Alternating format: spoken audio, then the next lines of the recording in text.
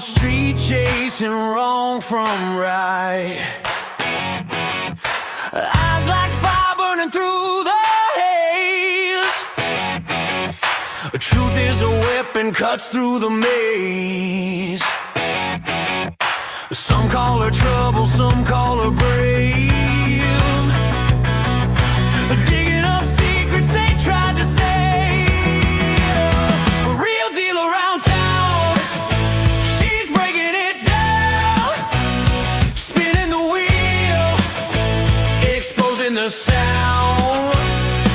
They despise her, they praise her, but she won't slow down. Real deal around town.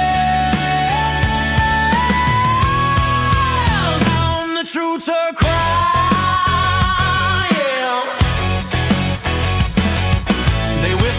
Shadows, they curse her name.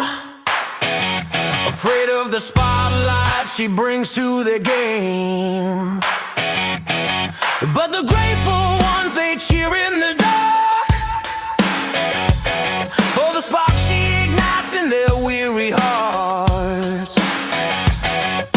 Some call her danger, some call her hope. She's the thin line on the tightrope.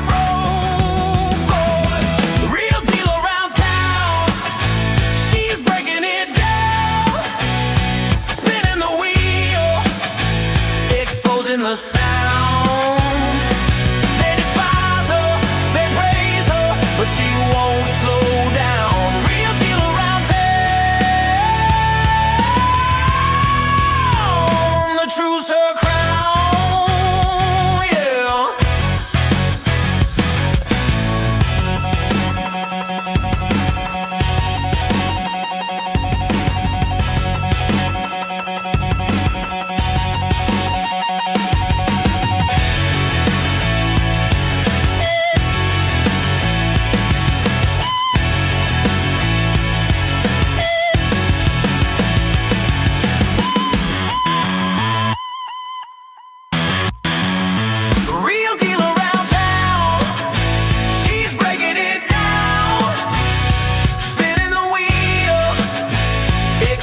The sound.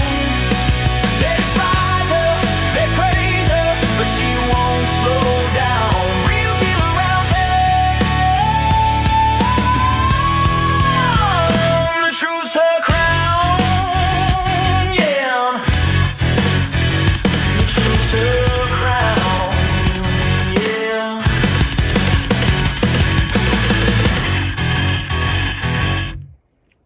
Well, hi everybody. Welcome back. We've got another episode of What the Hell is Going On in Townsend, Massachusetts. Tonight, we're going to be watching the Conservation Commission. Their meeting is going to be starting in a little under 10 minutes, and they have a loaded agenda. There are, I should pull it up, but I don't have it handy. But they've got, some of their usual stuff. And they've got, all right, I'll pull it up on my phone. I'm not going to put it on the screen because it's too complicated. Oh, I might as well, okay, bear with me. Gosh, I haven't done a meeting in like a week. So. Oops, wrong way. Sorry. Trying to get rid of that. Not give it back to you. Let's see. Where is the Zoom meeting? Can I get that up? Oh my.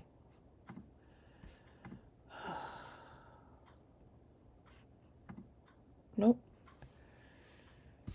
Window.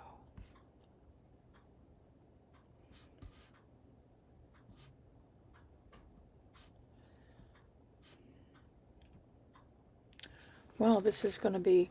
I had some issues last time, and I don't remember what I did to fix it. This is not okay. Uh-oh. Because I'm in the Zoom app. Oh, there it is. Okay. Oh, bear with me, people. I know. I should know better. I should know how this works. Add to stage. There it is. We're waiting. So we got that on there. Now, while we're waiting, I'm going to... Oh, and I also want to ask everybody if you can let me know in the chat, not if there's any volume issues. I had volume issues last time, and so I have some technical difficulties, and I'm going to try to keep that from happening this meeting. So I've got quite a setup here. You can't see it, but I've got backup plans to make sure it all works. But I can hear everything, but what's happening online is another story. I'm going to turn the volume off on my phone. So I need you guys, whoever's in here, to let me know how the volume is. I think it's okay now. So, but if as we go, if you notice something wrong, or if I ask you to tell me if it's okay, let me know. Just let me know. Somebody let me know. I suspect everything's fine now because I'm the only one talking. But once the meeting starts, I'm anticipating issues. I'm hoping I got it covered. But in case I don't, just let me know. And I hopefully will have plan B in place. And we'll fix it right away. Okay. I haven't had a chance to really address this. Let's see somebody else is coming in here. We're going to have a packed crowd there tonight. Who is that? Oh, I don't know. We've got people coming in.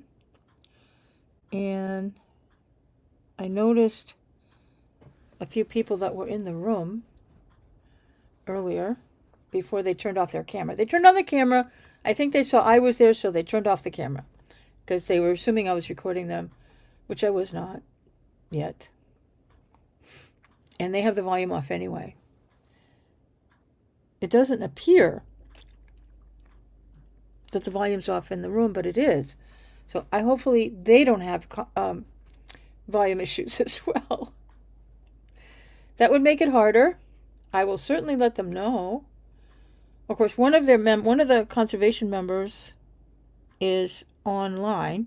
Sandra Lord is on the Conservation Commission, and she is logged in on Zoom.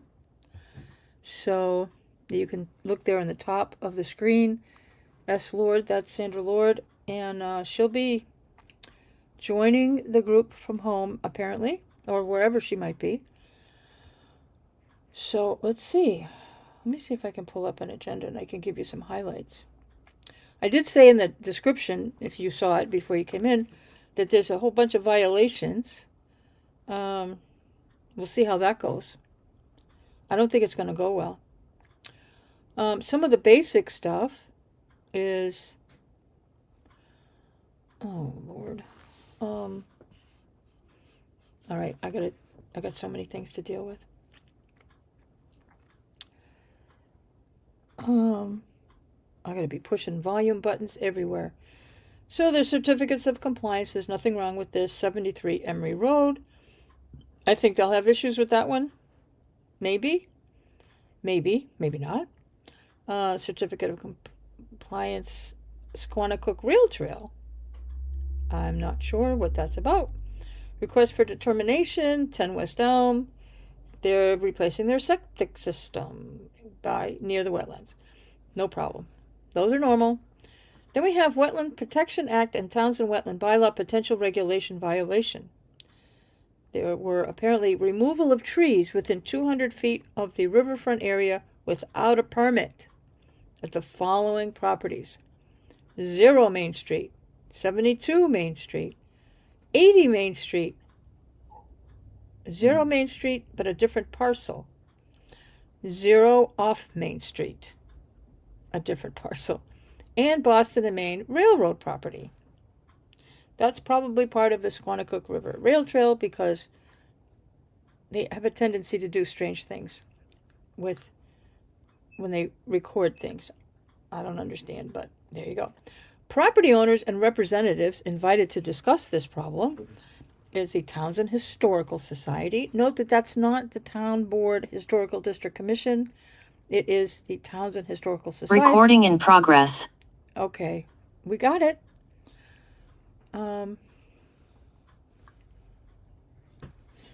But we're not having...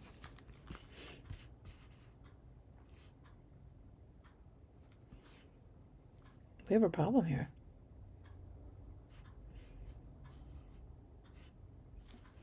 I'm not showing anything on the screen.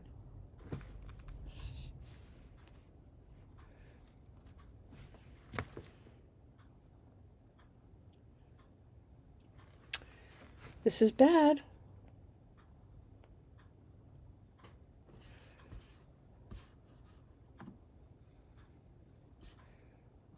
Oh, it's back. Oh. So you guys don't see anything, do you? Oh, man. I can see it. Great.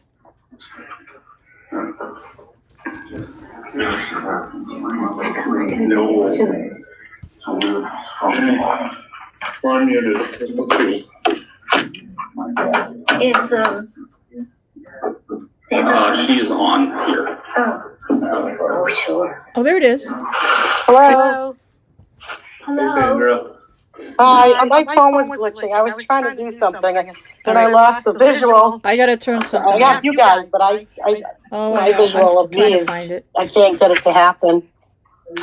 Well, we There remember we what go. you look like, pretty much. Can you hear it? All right.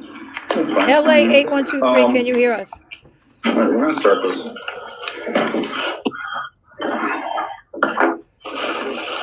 I'd like to call to order the January 28th, 2026 Townsend Conservation Commission meeting Thank at you. 7:02 p.m. Can I have a roll call vote starting with Sandra? Sandra Lord here. Mike Potts here. James DeRoyan, present. James Gates present. Pat General here. Thank you. Mike, do you mind leading us in the pledge of allegiance, please?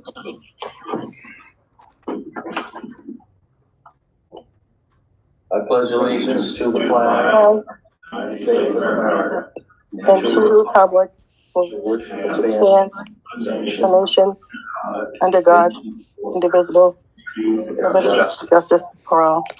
My audio's not that great. That's fine. 2 second delay. You came out wonderful. Just beautiful, in fact. Thank you.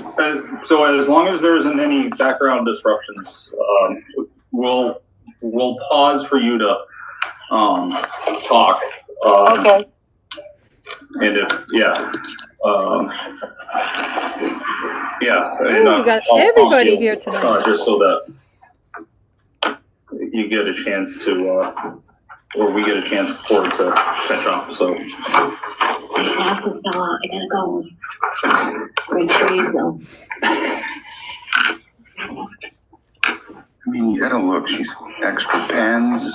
She's got a notebook, cookies. Pat's going after her glasses. A couple minutes. Okay, we're gonna have a quorum Oh, tonight, look so at all this the is good. cookies.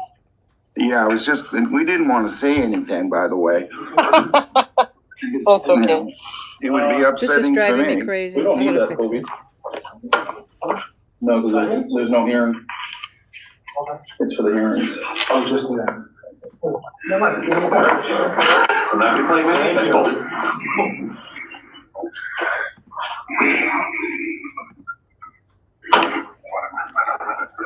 Thank you, though, for being diligent.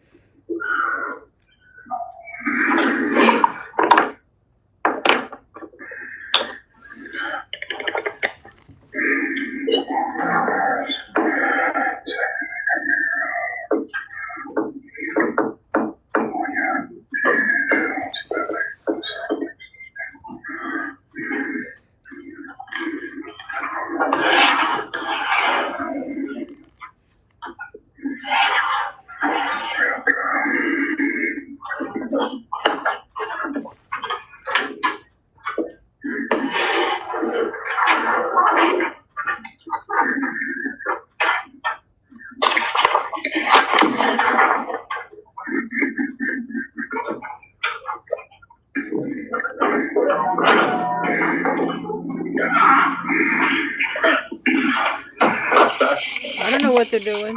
This meeting is being recorded. Is anyone else recording? Yes, I am. Thank you. Chair's additions and or deletions. We're going to move the meeting minute review and approval for 11/19 and 12/10/2025 to our next meeting of February 11th.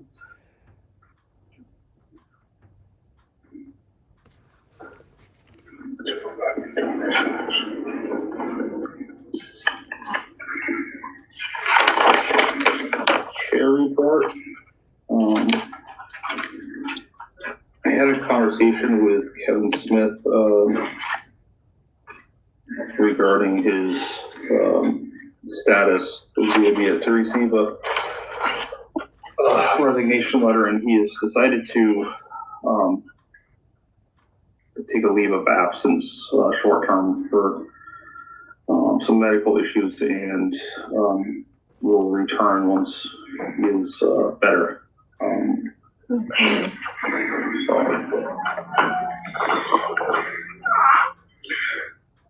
The other chair report is next meeting on February 11th, we need to vote for officers because we haven't done that in a while. So we'll, I assume, address Kevin, Vice We have Chair, to vote all of them. on all of them. All of them. Oh, good. Anyone. Yeah, So, good. did you get that, Sandy? What's that? Next meeting, you're gonna be voting in people? Yeah, we're gonna do a reorganization because we're obligated to, and we're behind on it. Okay, Just so you're aware. okay. Sounds good. So that's what I have, and on 6, we move to the next meeting, and we are on to 17, agent report. Sorry, I missed which item was moved to the next meeting. The review and approve minutes of 11/19 and 12/10, But we're gonna just do those 2/11/26. whatever you need. Ready? Okay, And you guys, actually, before you start, you got what I also said for the next meeting for voting for officers? yes. Okay, good. Thank you. Okay, so agent's report for today, January 28th. We have, as far as IDRFs, interdepartmental reference forms, control forms, excuse me. We had 224 North End Road. They have a building permit for a new barn, and there are no wetlands involved.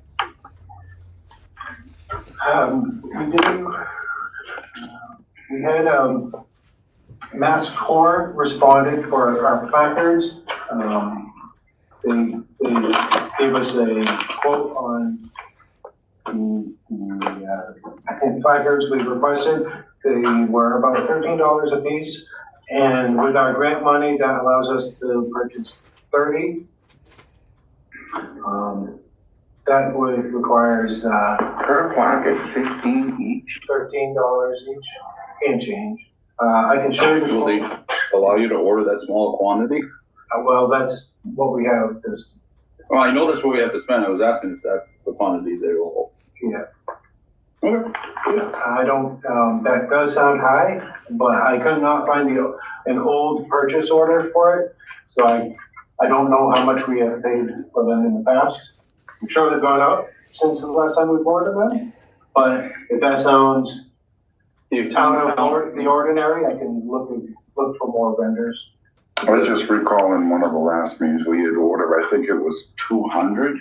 The town accountant should be able to. As I say, somebody should have a record Yeah. here. And that would have been, I didn't have time to go digging more, so. I almost think it was with Jessica. It would be in the accounting. So I hold off and That just seems find more expensive, prices. only because we're gonna need quite a few of them.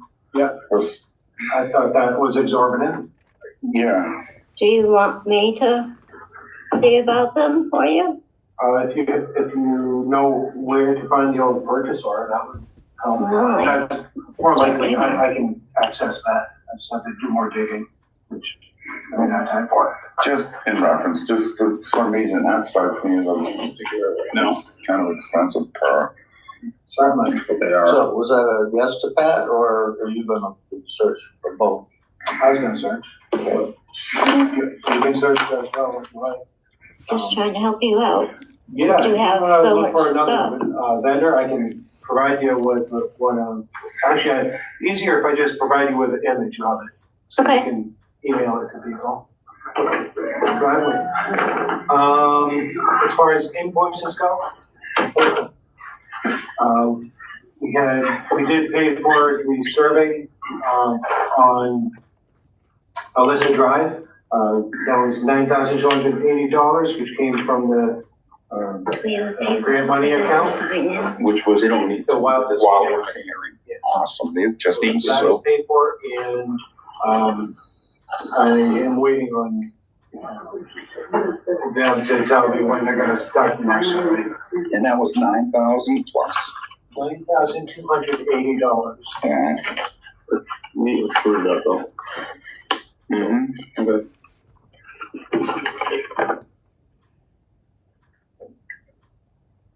And it takes care of Alyssa.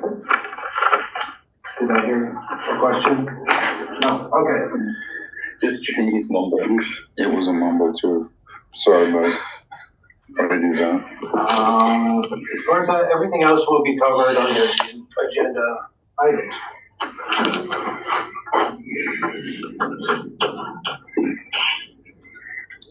Okay, Thank you, Cody. 7:15, I would say. Oh, do you have, do you mind, update on our logging? Oh, geez, that's what I wanted to mention, thank you. Yeah, so, logging, the timber harvest at,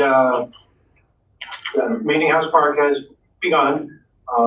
Unfortunately, they probably got whacked with a big snowstorm, so that slowed things down. But prior to that, they were finding that a lot of the trees were a lot more stained, with blue stain than they were expecting.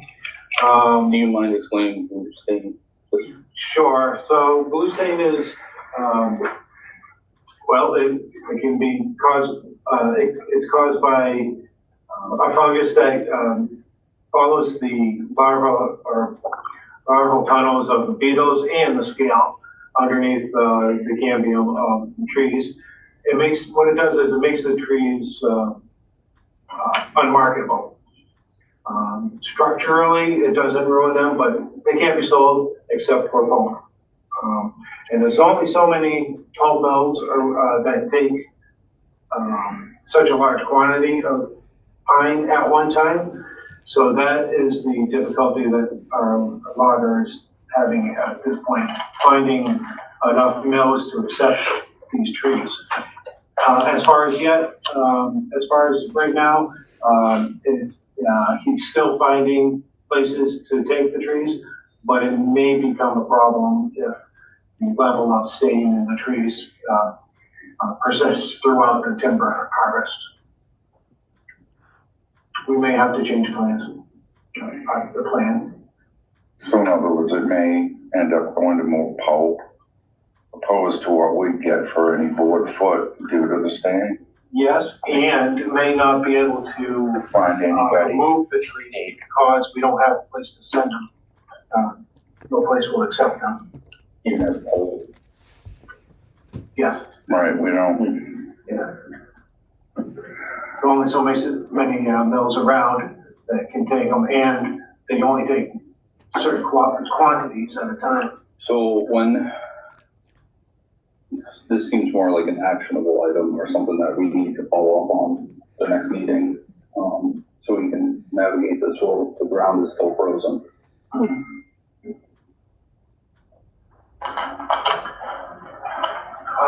Well, yeah, it may not, or may be looking at, if you wanted the timber harvest to continue, we may be looking at not receiving funds maybe an expenditure at this point. There is an account associated with that property that would allow us to pay for it. So that we can at least get the completion of the harvesting, whether it gets yarded and utilized for whatever down the road, but we will get it harvested and cleaned. For safety things. Correct. Or stop the harvest, but like you said, A lot of down stuff in there. A lot of, widowmakers. Well, in the same token, we knew that was coming with staying. We knew it was gonna be a problem, you know, from the get-go with us. All right, there we go. Would stop the harvest mean stop cutting them or just stop, or just drop them and leave them there until something could be done with them, or what's stop the harvest? yeah, I don't know if that's allowable. I could talk to the service foresters, that had occurred to me, if we can just fell the trees and leave them. Well, like I said, if there would be a spot where That's a we could question that yard I them, have to find out from the service forester. and if they were stacked and yarded, at least when they can be released and utilized, go from there. But So geez, because it's a documented infestation, talk to them. yeah, See what our best options are if Craig can't. complete. If that makes sense. That's too bad. And then as an actionable item, we can update it at the next meeting. Okay. So,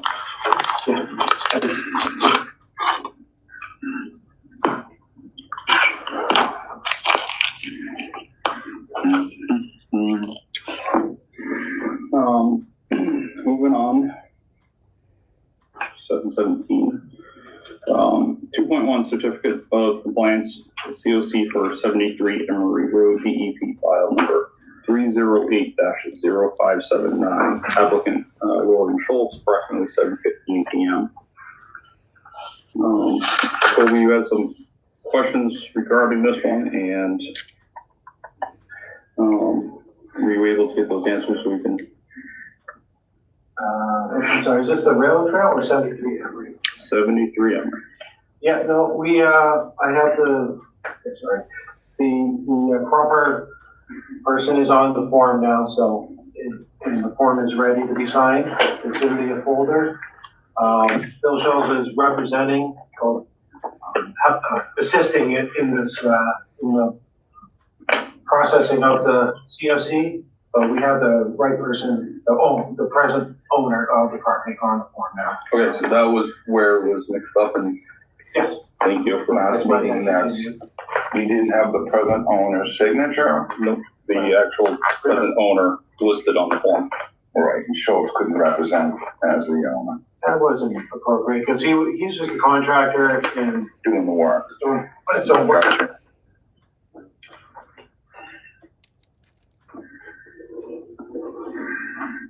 No, leave it, that's not. Belongs in there. Okay. And again, this is just for review, this is a very old COC from 2009. But now it's changing hands, and they want all the, no loose ends to hold up the sale of the house. Okay. The payment's been received. Yes. We drove to us Yep. And the turnover form is in the folder. Okay. So I make a motion to issue a certificate of compliance for 73 Emery Road, Second, DEP file number 308-0579. second, Roll James call Durant. vote, no, slow down. I just wanted to, yeah. Roll call vote starting with Sandy. Sandra Lord, yes. Mike Potts said yes. James Brown, yes. James Gates, yes. Pat General, yes? Second. I just wanted to make sure he got his second in right away. If you could ask the signature form for round, for the other ones here, that'd be great. It's two, I believe. Form 8B, Yeah, the one on top. Yeah.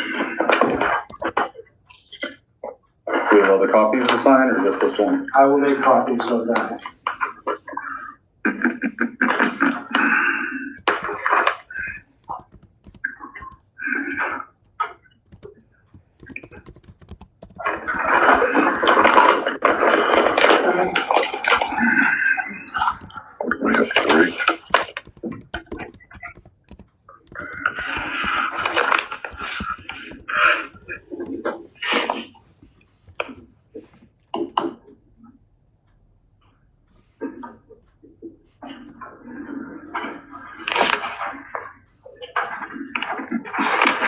Well, do you have an agenda for tonight? I do, there's, several on the, Says we're going to call this one. yeah, thank you, Mark. There's 2 pages to it. Colby, is this just a single sign off Yeah. on Schultz? Oh, wait a minute, there's the second page. Mike.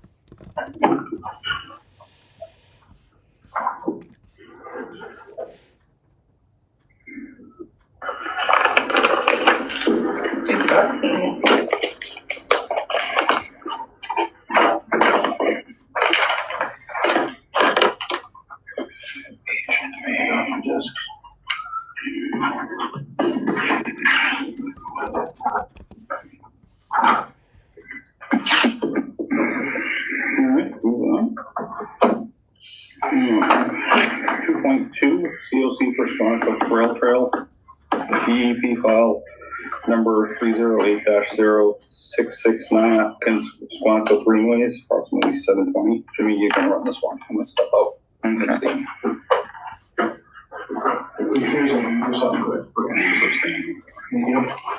So we're just gonna do the basic opening open this, Jimmy? What? We're just gonna open it? Let's open it. Alright, so it's all set.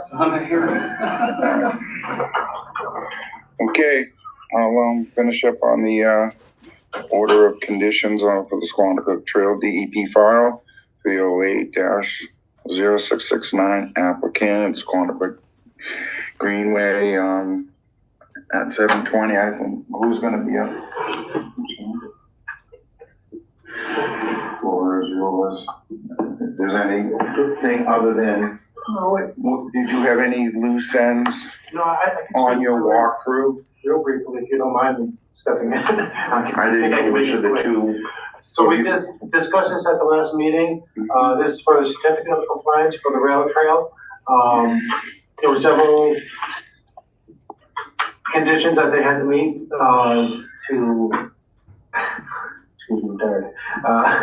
there were several items that the Squanicook Greenways had to fulfill to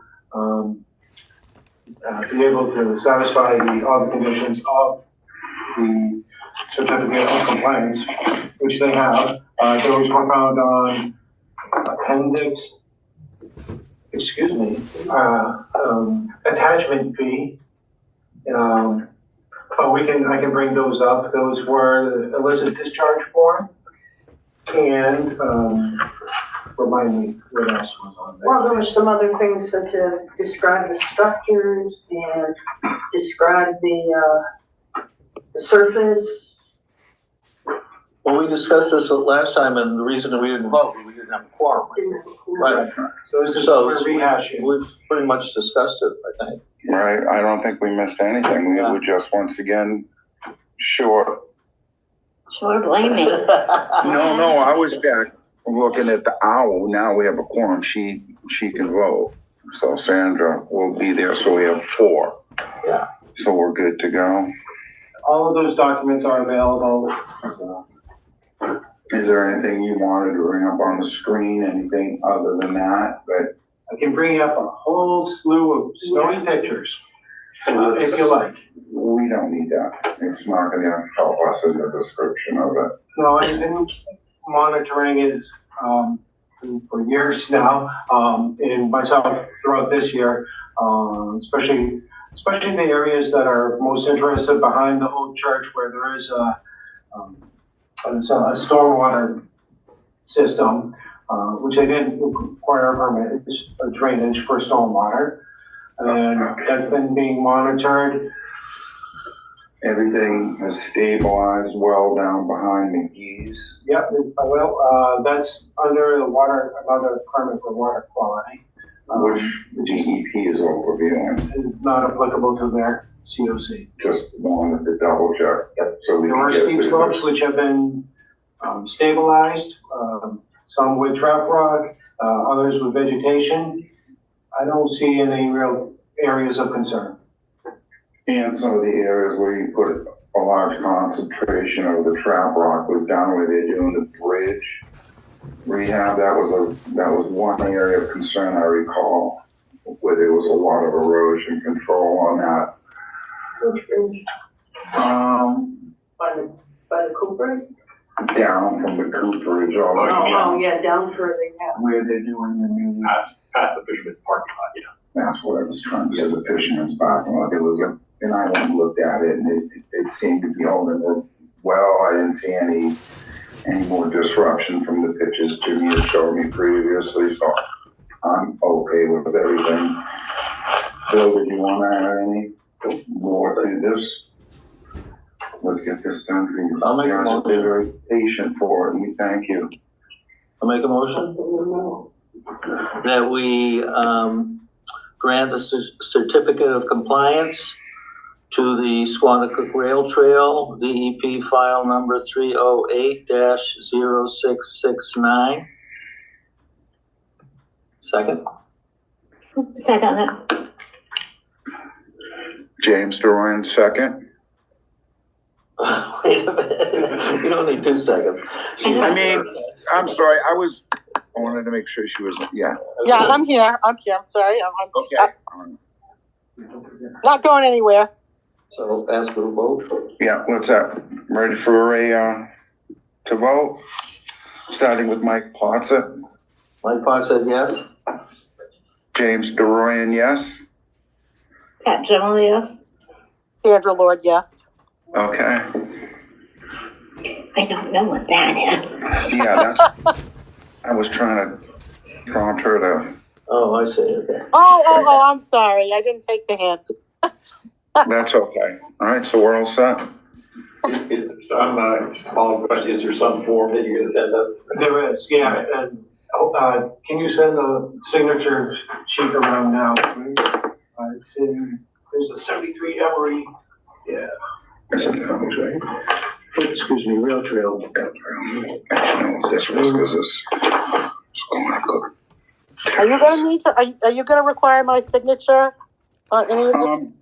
We have enough signatures here. And Okay. you can come in tomorrow and sign it if you like. Yeah. Yeah, actually, I should be in tomorrow. I have to, be down there anyways for something else, so yeah, I can drop there.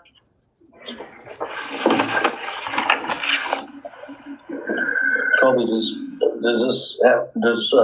Jimmy have to close the hearing or is, No, this is not a hearing. It's not here. That's why I was asked if we needed, I wasn't sure if we didn't complete it from last week. yeah. So just while you're doing this, as a point of information, you probably all know this already, but we won a Mass Trails grant last year to do, permitting for the section from Depot Street all the way to the New Hampshire border, So we're heading to West Townsend. heading into West, well, we are gonna be hired, we haven't finally signed the contract, but we're gonna be signing a contract with Phyllis and Roy to lead the permitting effort, so you guys will hopefully be seeing a lot of them. So no, you ended up, I guess, just going into Groton at that point in time? Thank you. That's theirs to further? There's really no more of that? No, we're doing that too, but that doesn't involve Townsend Conservation Commission. Right. So it affects you guys. So the next phase will be, it'll start from, The state is insisting that we permit the entire trail all at once. We are certainly not gonna build all the trail all at once, all in one generation. and that'll go all the way right to the New Hampshire border. Correct. To where it picks up the base of the rail trail. But, I mean, there's a lot of challenges there. We have 2 state highway crossings, 2 trestles. Two trestles. And, So the center and behind Fortin's, the other trestle, correct. Okay. But just a heads up, nothing's filed. We haven't even signed the deal yet. Jimmy? You guys, Not to get off track, I had wonderful news, and I'd love to have you come back and be on the agenda and talk about it. But I do want to keep the meeting moving, I'm sorry. Right. No, that was purely informational, and when we have something more definitive, it'll probably come. It'll be back. He's too busy talking, he's not paying attention. Thank you. I'm just, I know. And by the way, I was at my parents' shit church just about 20 minutes ago. So we got the bridge crossing down, and we do have a full-year pass. It's almost a 700 or 800 foot bridge over the river and everything. We got appropriated $20 million. Ready? Thank you. Thank you. Bye, Joan. Bye, Joan. Bye, Bill. No, I'm saying. Oh, good. Chris. I don't think. Yeah, make sure it doesn't get out. So little time. That's all right. 2.3, request for determination of applicability for 10 West Elm Street, PWB 2026-00, applicant Townsend LLC, replacement of septic system within 100-foot wetland buffer, approximately 7:30. It is 7:32.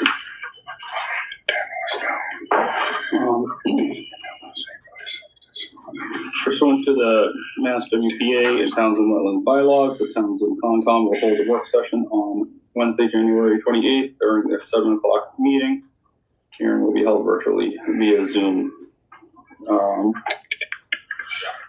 and in person on a request for determination of applicability filed with the Concom by Townsend LLC as TWB 2026-001. Which one is correct? There's a difference? 001 and 00. Did you forget the one? I forgot the one. It is 001. Okay. Thank you. No problem. It is 001. Yep. Okay. The property is located at 10 West Elm Street, Townsend, Sussex map 48, parcel 20. Proposed project is for the replacement of a septic system within 100 feet of a bordering vegetated wetland. Parties wishing to speak in support of or in opposition to this application may do so at a meeting or in writing prior to the meeting.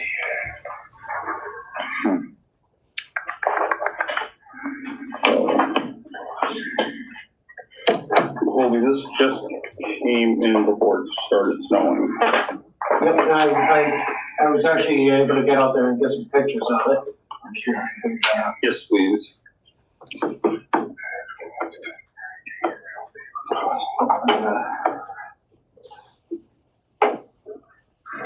That's Mr. Hartley, if you talk me there, can I share? Oh, I gotta send a request.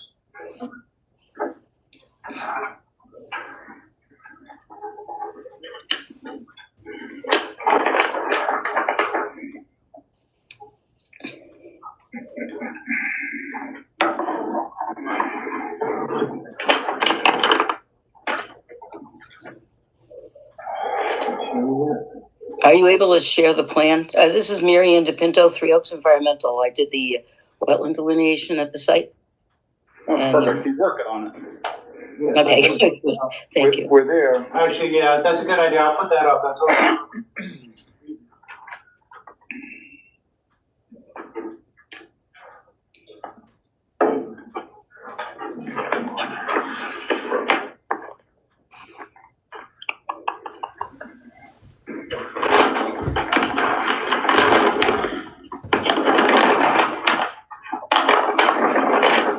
Hi, this may look good.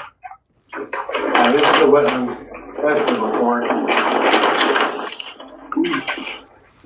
The plans are a little loud. Sorry.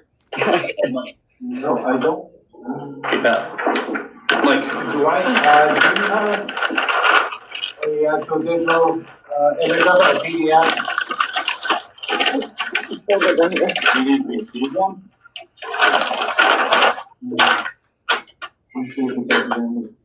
We need to change that. That might be back in the office.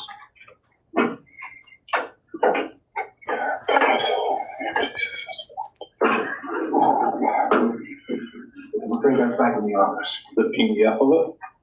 I don't have a PDF of it.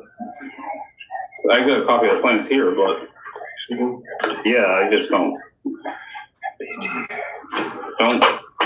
A digital copy get sent to the EP or submitted? You have the applicant, representative right there. Yeah, Chris Stoddard is the engineer and submitted the plan. I have an electronic copy on another laptop I'm sitting next to right now, so that I can look at it. But they went back, picked up my wetland flags, and added those to the plan and put the erosion control barrier down. It's a failed system. The existing leach field is probably within 20 feet of the wetland at this point. It will be more than 50 feet from the wetlands, beyond the 50-foot wetland buffer zone. It required a variance from the local setback, which is 100 feet for a leach field from the wetland boundary. However, the Board of Health did approve it Monday night. So the systems have been approved. The erosion controls are shown. What else can I tell you? The system that's proposed is a new technology. It involves having a septic tank that goes to a pump chamber, and the pump chamber actually doses the system slowly. So, and the system's designed in such a way that it doesn't have to be mounded, so you're not getting a bunch of fill in the yard. It's literally in the top 2 feet of the surface of the ground. The water table in that backyard, it's all in the backyard area where there's existing lawn. The water table is between 24 and 28 inches, mean annual high water. So it's tight. And you can see by the contours on the plan that the wetland itself is down around elevation 319, 320, in between the two contours of 322. So that pretty much fits the location of the wetland in terms of water table, and the offset from it in order to be able to fit the system. The whole property, except for a little corner, is within 100 feet of the wetland. Tiny lot. It's a little tiny stream channel that disappears, kind of spreads out. And then there's another channel that appears to be street runoff. I did not investigate any further. It just pops out of the ground. There's a picture of it in my report and flows into that wetland area. It has no wetland vegetation around it. It's steep-sided. I believe it's runoff, but it would be counted as a stream channel under the local bylaw, I believe, not under state law. I don't know if you have any questions at this point. Is this system at all like a Presby? No. It's called a geomat. Okay. Okay. And there's some sand involved above and below it in the geomat.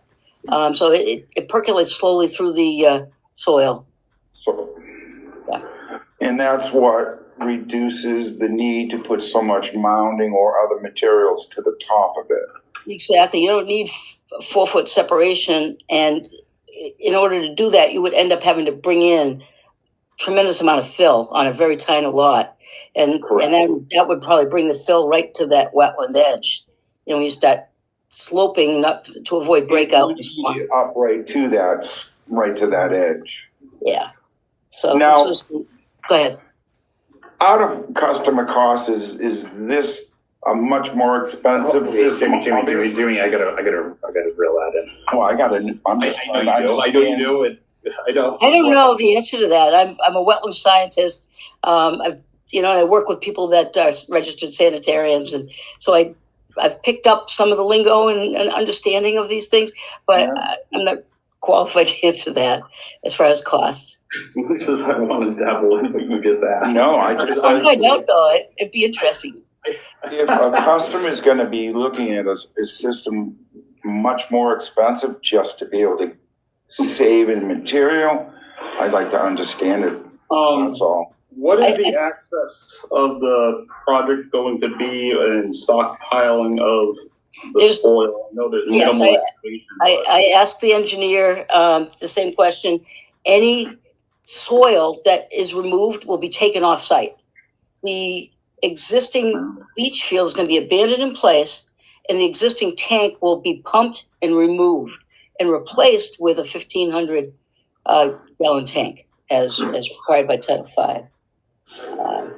But there'll be no stockpiling of soil on the site. So the old tank won't For get the yard. crushed and punched. The old Yeah, tank won't. Yeah, It'll it be doesn't look like removed they're and the crushing other- it in place. It looks like they're removing it, according to the description on the plan. Okay.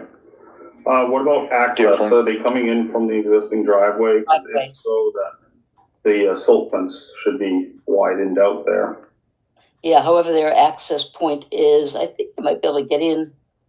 Well, it can be adjusted to meet their needs. I think they can get in from that corner, but maybe not. That's for the engineer put it. It's such a flat piece of land too that, Looking at- maybe the straw wattles might even be sufficient by themselves. But they've put down silt fencing and straw wattles. I don't, very wide separated contour lines. It displaces well. Yeah. You want done with them? You wanna share some? I do, but I can't get them on here. I can give you the iPad to look at. And I can make these available later, but for whatever reason, I can't access them through the computer. So I have 4 or 5 pictures here. I don't know if you want to everyone get in on that. Well, we can pass that. Right. So we go up to here. This is the rail trail. So swipe right. Rail trail, oh, yeah. There you go. Yeah. Send it to Matt. No, Pat wants to look. Yeah. You two. Here, I'll do the swiping. Yeah. Okay, here you go. So this is the backyard. This is at the back of the house, looking towards the wetland. Again, if we were here, we'd be standing towards the deck and looking out towards this direction, towards the Can you wetland. turn that and face that to the camera for Sandy? Yeah. I just saw her. I was like, Well, no, oh. that's okay. Oh, it's Andy. Yeah. I got it. There you go. Oh, my word. That's. Okay, thank you. It's gonna come out. Okay, that's okay.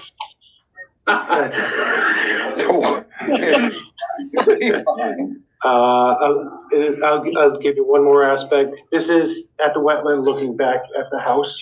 And you're right, it's very flat. And that was pretty much off-site. Once I got to the wetland, Here you go. it was on the next lot. Well, you can, if there's anything more specific, you can move around on it. So this is everything else would come across this way. So is that a different view? Yes. Oh, wow. Yeah, the, Kobe gave up. I think he's disappointed in us. see, the locust map shows that it's this long narrow here, Mhm. and it seems like there should be, these houses are right on Main Street, right? Correct. Okay. Oh, where'd it go? We're gonna split screen there. I know, So I'm the- trying. Oh, didn't I see, okay. That's the backyard. I guess. Okay, thank you. I expected to see the houses there.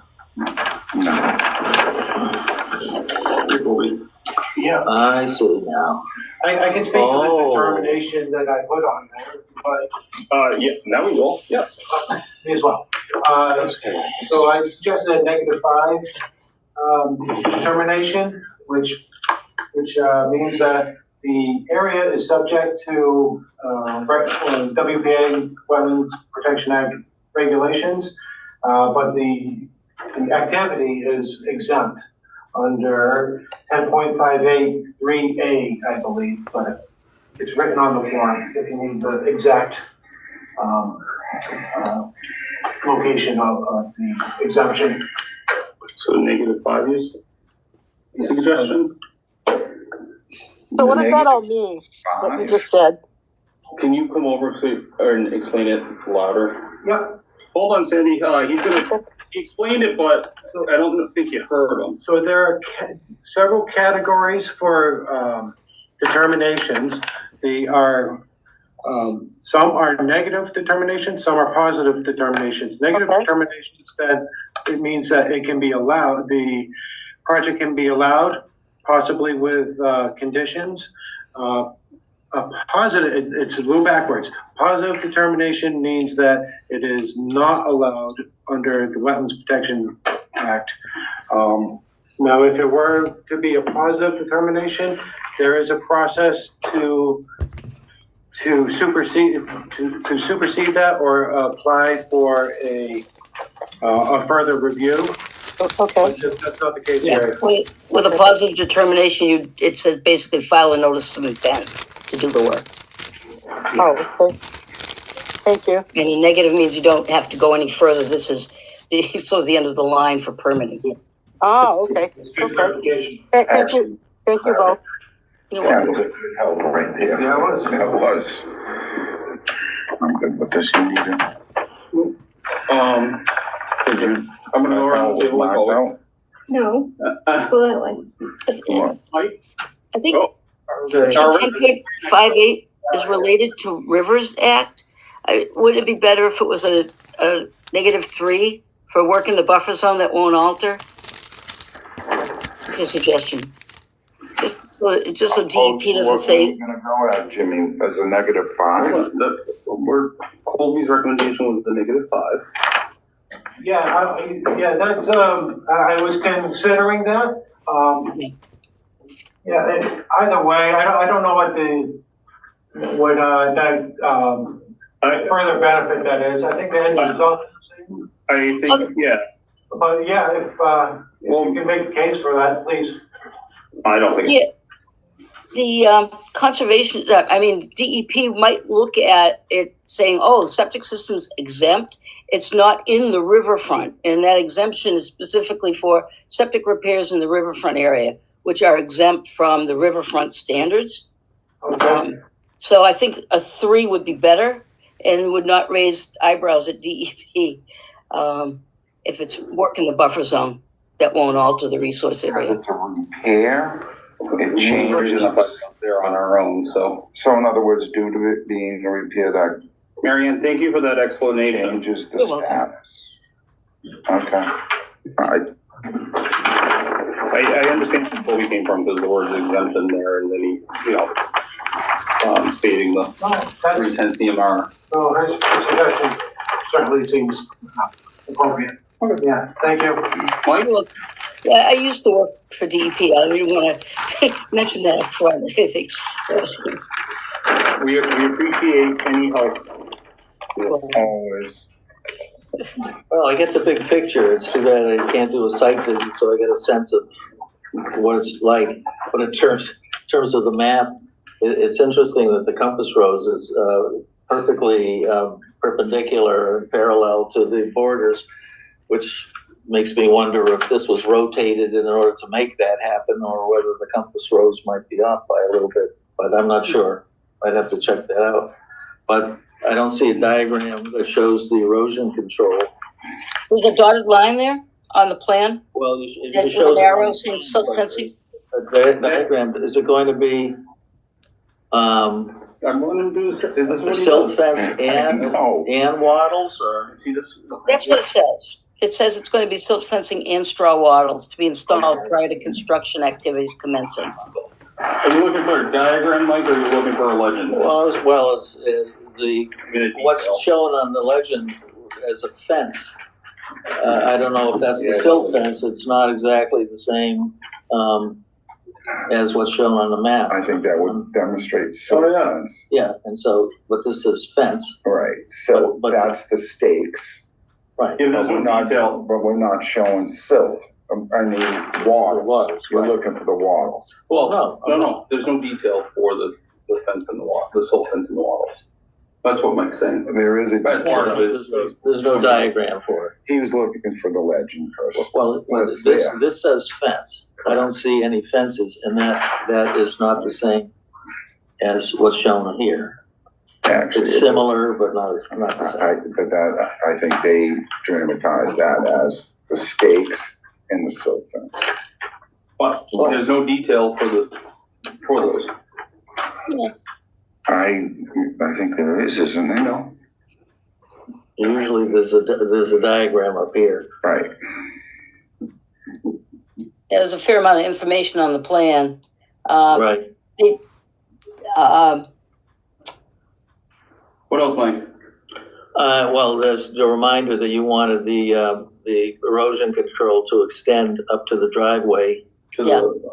beyond the driveway. The other corner, yeah. Yeah, that would work.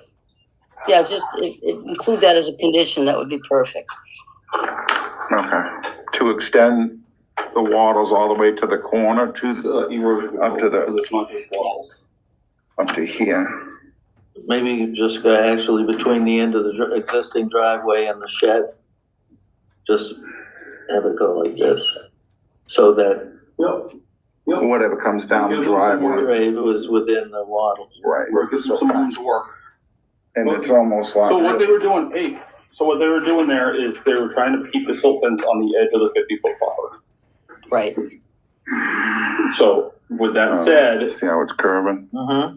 being realistic, they're not gonna come down the side of the yard where the porch and the ramp are on because it's narrow and because that requires restoration, which is expensive. It'd be better to come in from the existing driveway side. Yeah, and it's lawn and it's already disturbed area. Paved, so it's impervious. It doesn't have anything to do with it. Not, it's just the way the water's gonna flow. Mm-hmm. It's pretty flat back here though, so. Very much. We didn't go for a sidewalk on that, did we? No, it came in. We did, I said because it was right before the storm. Oh, okay, I got you. By the driveway or, by the roadside and take a look. Tim and I talked about it. I said, you gotta get out there before it snows and take pictures. Yeah, that's right. That's what it came down to. Yeah, I would have taken a run out, take a peek at it, but, I mean, it is what it is. Pat, All wet Yeah. and do snowy you have now. any feedback or comments or questions, concerns? No, just as I said, there was nothing up here, so I was wondering too if they just omitted it or figured what they put at the bottom was gonna be enough and we would understand that. Not for Mike. You could have a condition that the agent inspects the erosion controls to make sure they're properly installed. I like that idea. Yeah, that sounds good. Team thoughts? Sandra, this one's hard for you because you're not here. Right. This wasn't in the folder that you sent out today? No, I don't have a digital copy. We need to figure that one out with our regulations.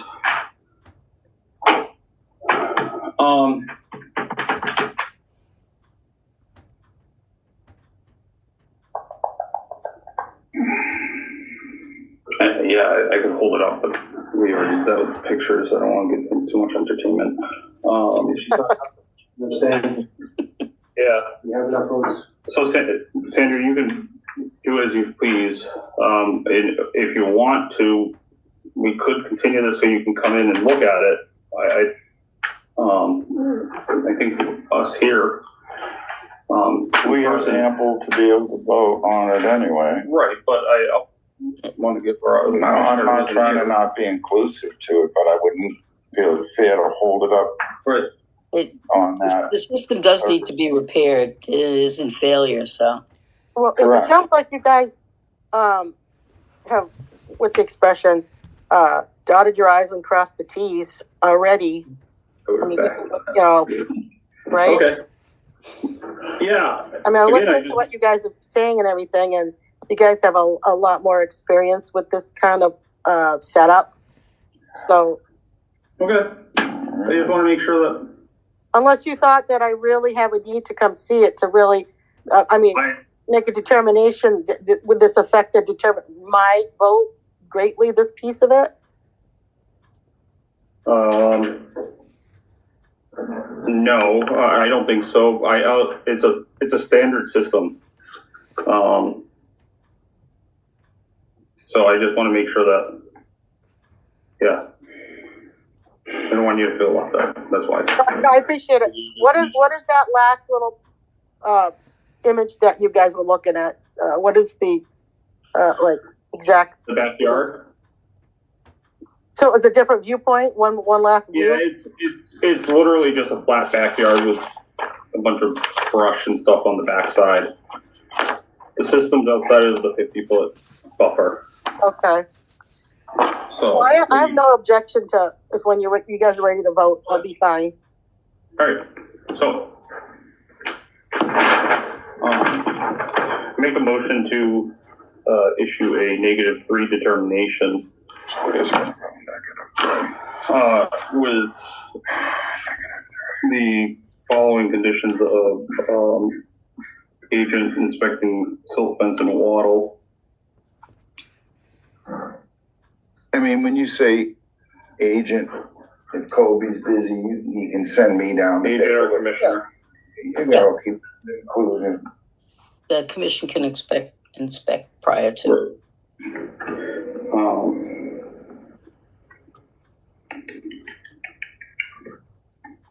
I have a question. How long does it take to repair a system like this? And I understand there's some new technology going in too, so but I don't know if it'll be tough to say. The applicant, I've been texting the engineer and he says, we want to install it this month. Oh, okay.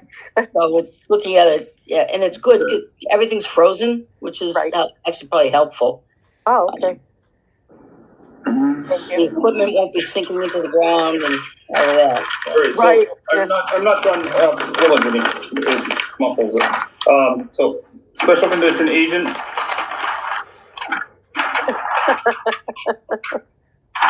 Don't let him growl at you. Not growling at him, just growl at you. Is my dyslexia, or can I not find where it says silt fence on the walls? Oh, down here, okay. There you go. Mike is our resident plan expert that he enjoys doing it. He usually color codes it. Resident picky. You didn't say. All right, Commissioner, agent or commissioner inspect silt fence and wattle.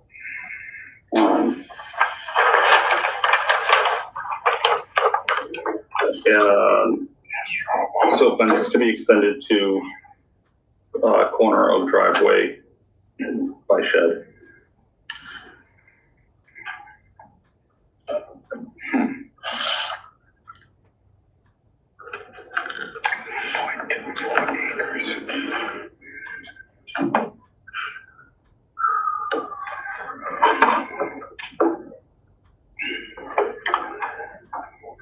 Is there a second?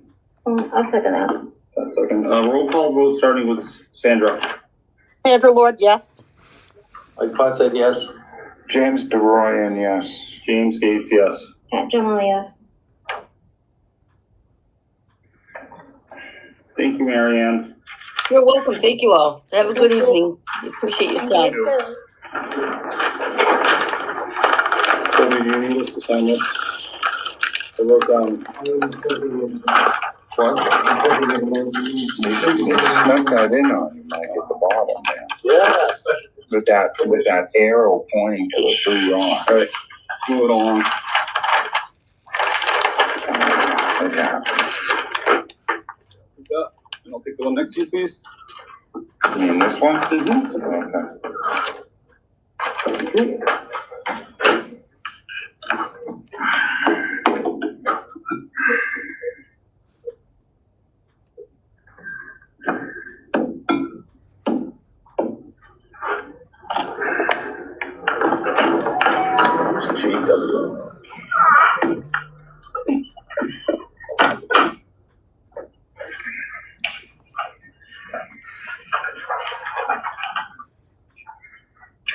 I don't know.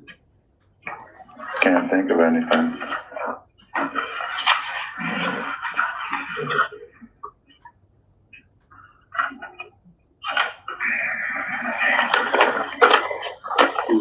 can give you the entire document if you need. Or I can sign it with the signature. Well, I like to keep it going if that's okay, but I also know you don't want to have to chase us. Keep going. I will. Turn it on as well.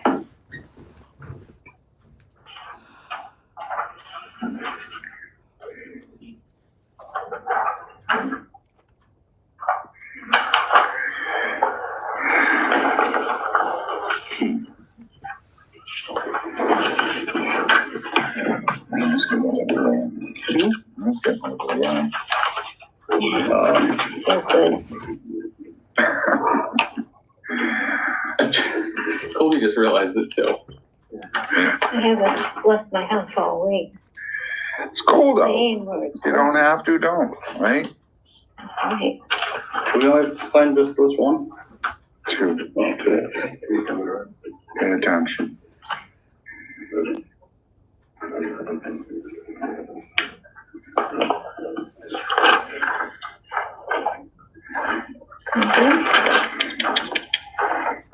Da-da-da-da-da. Boom.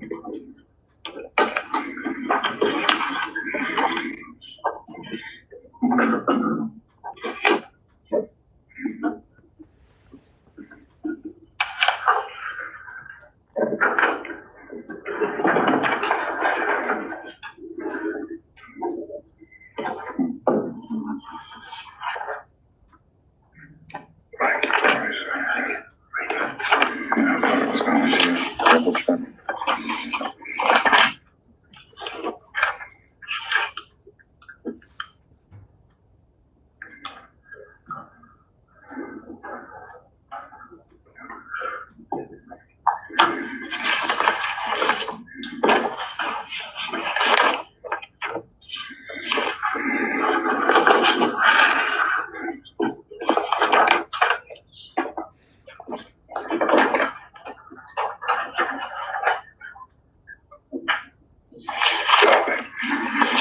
Thank you.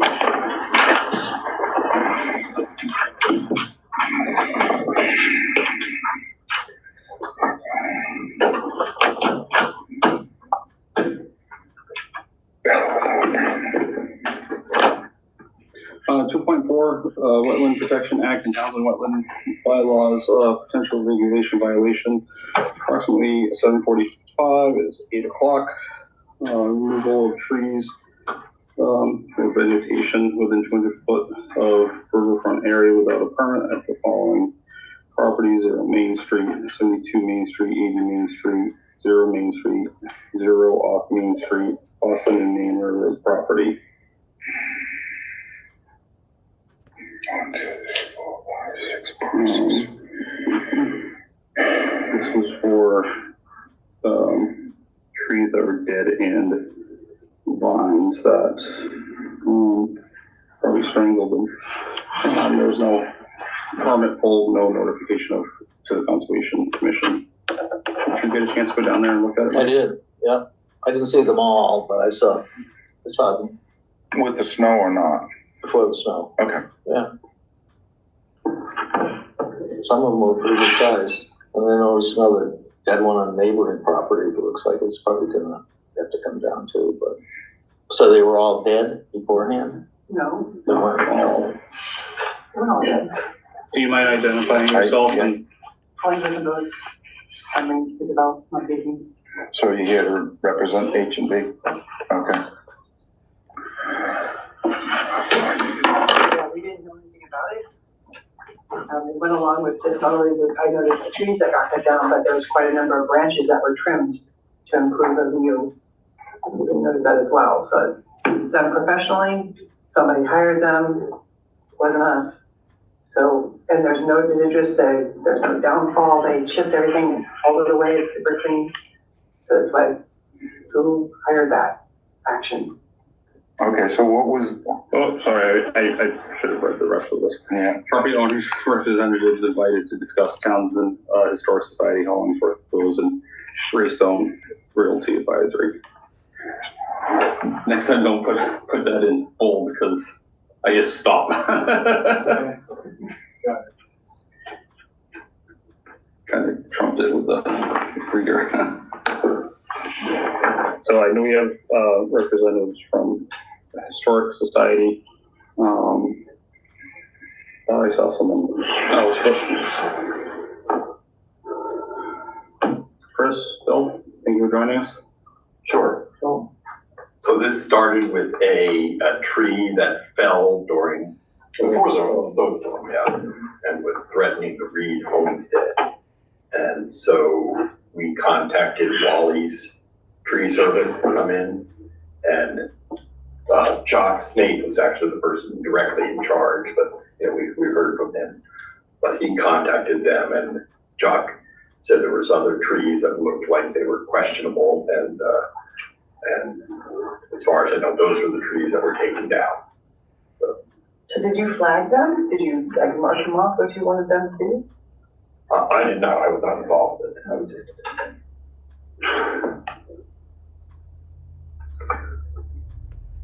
So, I'll just plead ignorance here. Hollingsworth and Bose?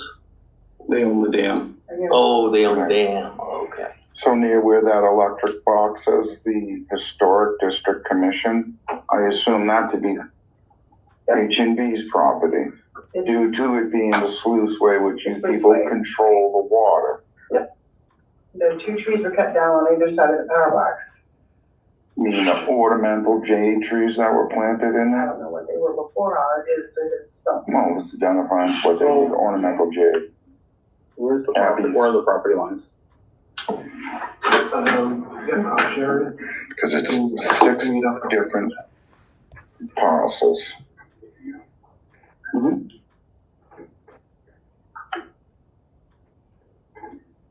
Is there someone we can contact to find out who?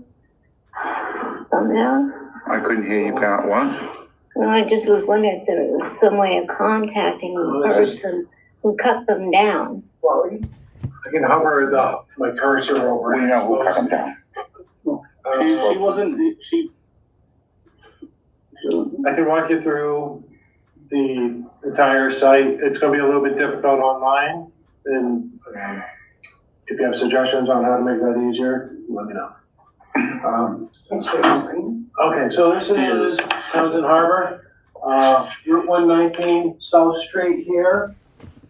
We have Reed Homestead here, and the old church here with 2 private houses in between. This is the rail trail coming through. This is the brook that comes across the properties, and this 0 address here is Hollingsworth and Bose property. 72 and 80 are Townsend Historical Society, as well as 0 Main Street. Obviously, this is the railway, which is the MBTA, represented by Greystone. Trees, The MBK property is leased for 99 years by Squanicook Greenways. I'm sorry? The Squanicook Greenways has a 99-year lease on that property, Okay. so I don't know. Yeah, and I don't know, I go, for permitting and violations, I go off of who the, property owner of record is. It comes out to the MBTA. Yep, correct. They are the owner, yes. So you lease it from them for 99 years. Correct. As far as And trees you're representing that. that were removed, there were 2 large pine trees from this 0 address. And correct me if I'm wrong, anyone. There was a line of trees in this area here, probably Norwood spruce, I would say, but there's 10 trees there or so. And there were dotted trees along in this 0 address. And along the brook here, there were probably 4 or 5 other trees that were removed. As well as 1 large tree, which might have been like an Atlantic cedar or something right there. I'm not so sure. Sizes, do you want sizes? Does it matter? how many of the trees were over 12-inch PVH? Oh, So the 2 big pine trees near the church were much bigger than 12 inches. Yeah, one was a pine, one was a maple. Okay. And that pine was a big king pine that did not, it had a matter of time for that one. And according to Wally, the maple also had a lot of rot. Yeah.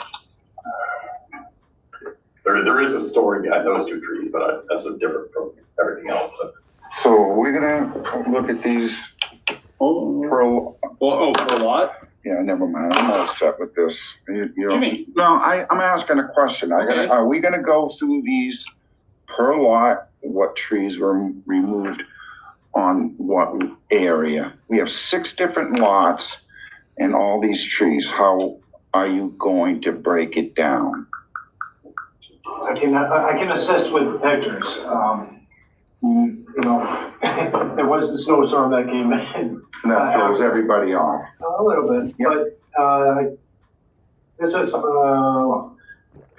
Hollingsworth and Lowe's property here, and there was a stump in here, and there was another one. This is along the brook for Hollingsworth and I have the Lowe's. same picture. I'm sorry? I have the same picture. Okay. And you can see 1, 2, well, combined, but that's separate tree technically. 1, 2, 3. I don't know what the conditions of the trees were before. I'm just counting stumps here. See another one over here. So on that property alone, there's 5 or 6. That's the 72? Hollingsworth and Lowe's property. That's a 0 address. So that's the first one on the list? Yes. Kobe, do you have a picture of the power box where those 2 ornamental trees were removed? Thank you. That says the historic district, Yeah. which is, So it doesn't get too. that's H and V's, correct? Yeah. Those 2, okay. This is a large, that's at least 24. Well, I don't have my tape with me, but, that's at least 18 inches there. This is on the Reed Homestead property. This is another angle of it. This is on the opposite side of the Reed Homestead, Back in between. That's a lot of the damage here. Homestead and, between 72 and the abutting house there. I don't know the So numbers. was there any cut down on the property of the abutting house or all on the homestead side? Correct, Homestead side. All on the this is the back to the homestead, and the harbor pond is to the right, Straight back. straight back? Yeah. We're Okay, looking towards 119. straight back, correct. Yep, you're looking from 119 going through Kobe, Yeah, 119 at your back here, looking towards the harbor. the big lake, okay. Again, another angle of it, a large tree there. Again, same trees. This is deeper in the same area. And this is the same area as well. I believe, it says in, between the Reed Homestead and 80 Main Street. I'd have to go look at the property. This one would be easy to find now. You say that, there's quite a bit of snow up there. Is that, This is probably on the private property. I don't know exactly where. can you zoom into that stump, please? Pine, and are we looking at the center of it rotted out? We've got red rot in the middle, right? Yeah. Okay, so that would be the one Wally would have referred to as in being pretty tough shape. I don't know. Okay. Just to be more specific, that looks like spruce to me. Mm-hmm. This is at the point when I did get there, and this was red maple here, and this is, right next to the utility pole, with the electrical box. And this red maple was, fairly damaged, and with a slight lean towards the power lines. It has been removed since this was the last tree standing when I was there. So. That was the one you told them to take down? Correct. So, okay, I was gonna ask that. You did say this. At that point, it was one tree left that, for the plan, and it was one that was endangering power lines. You said one tree left on the plan? Not on a physical plan. I discussed it with, Wally himself, and he said that that was the last remaining tree that they were intending on taking down. Who gave them the plan? Well, I didn't, who asked the question? Could you speak a little louder? so- Well, let's keep going with He's the, following a plan. Who provided the plan? This is, what, yeah, she just asked the same question I wanted to know. yeah, I can't speak. What did Wally get given to him to go off of to cut trees from 6 different lots? Only my question there. Let me just finish this up. This is just a different angle on let's, before we finish going through this. Well, for what's worth, this Reed Homestead looking towards Arlington's Worth and Bowes property in the old fire station. Post removal of the trees. This is one near the, I believe this was actually on Hollingsworth and Bowes property too, but don't quote me on that. You would have to go and look at property lines, but it is right on the, near to the river edge. For what it's worth, that one did look like it was dying. Yeah, but dying trees provide habitat for 87 different species. Dying trees, if there is not a reason to remove them. I If agree. there's a danger of limbs falling, then you trim the limbs and leave the tree. At least on the Hollingsworth property, that's our policy. That's a good point. I shouldn't be commenting on the condition of the trees.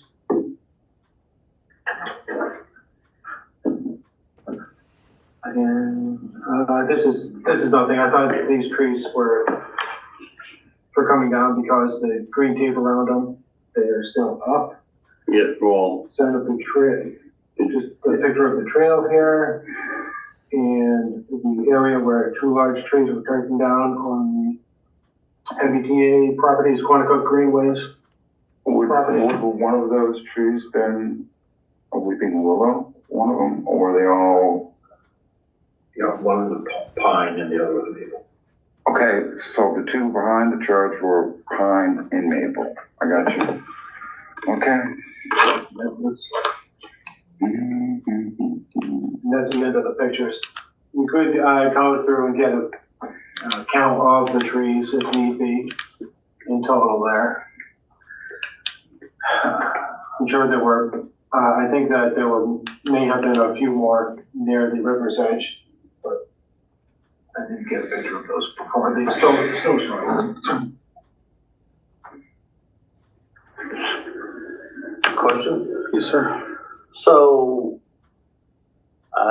not knowing much about this, but I would hope that a tree service Wally would have asked if the owners, if permission had been granted to take the trees down. He knew that they were close to the lake.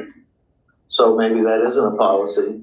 Next question is, I can see tread marks there. If this had been done properly, would we have required some kind of erosion control?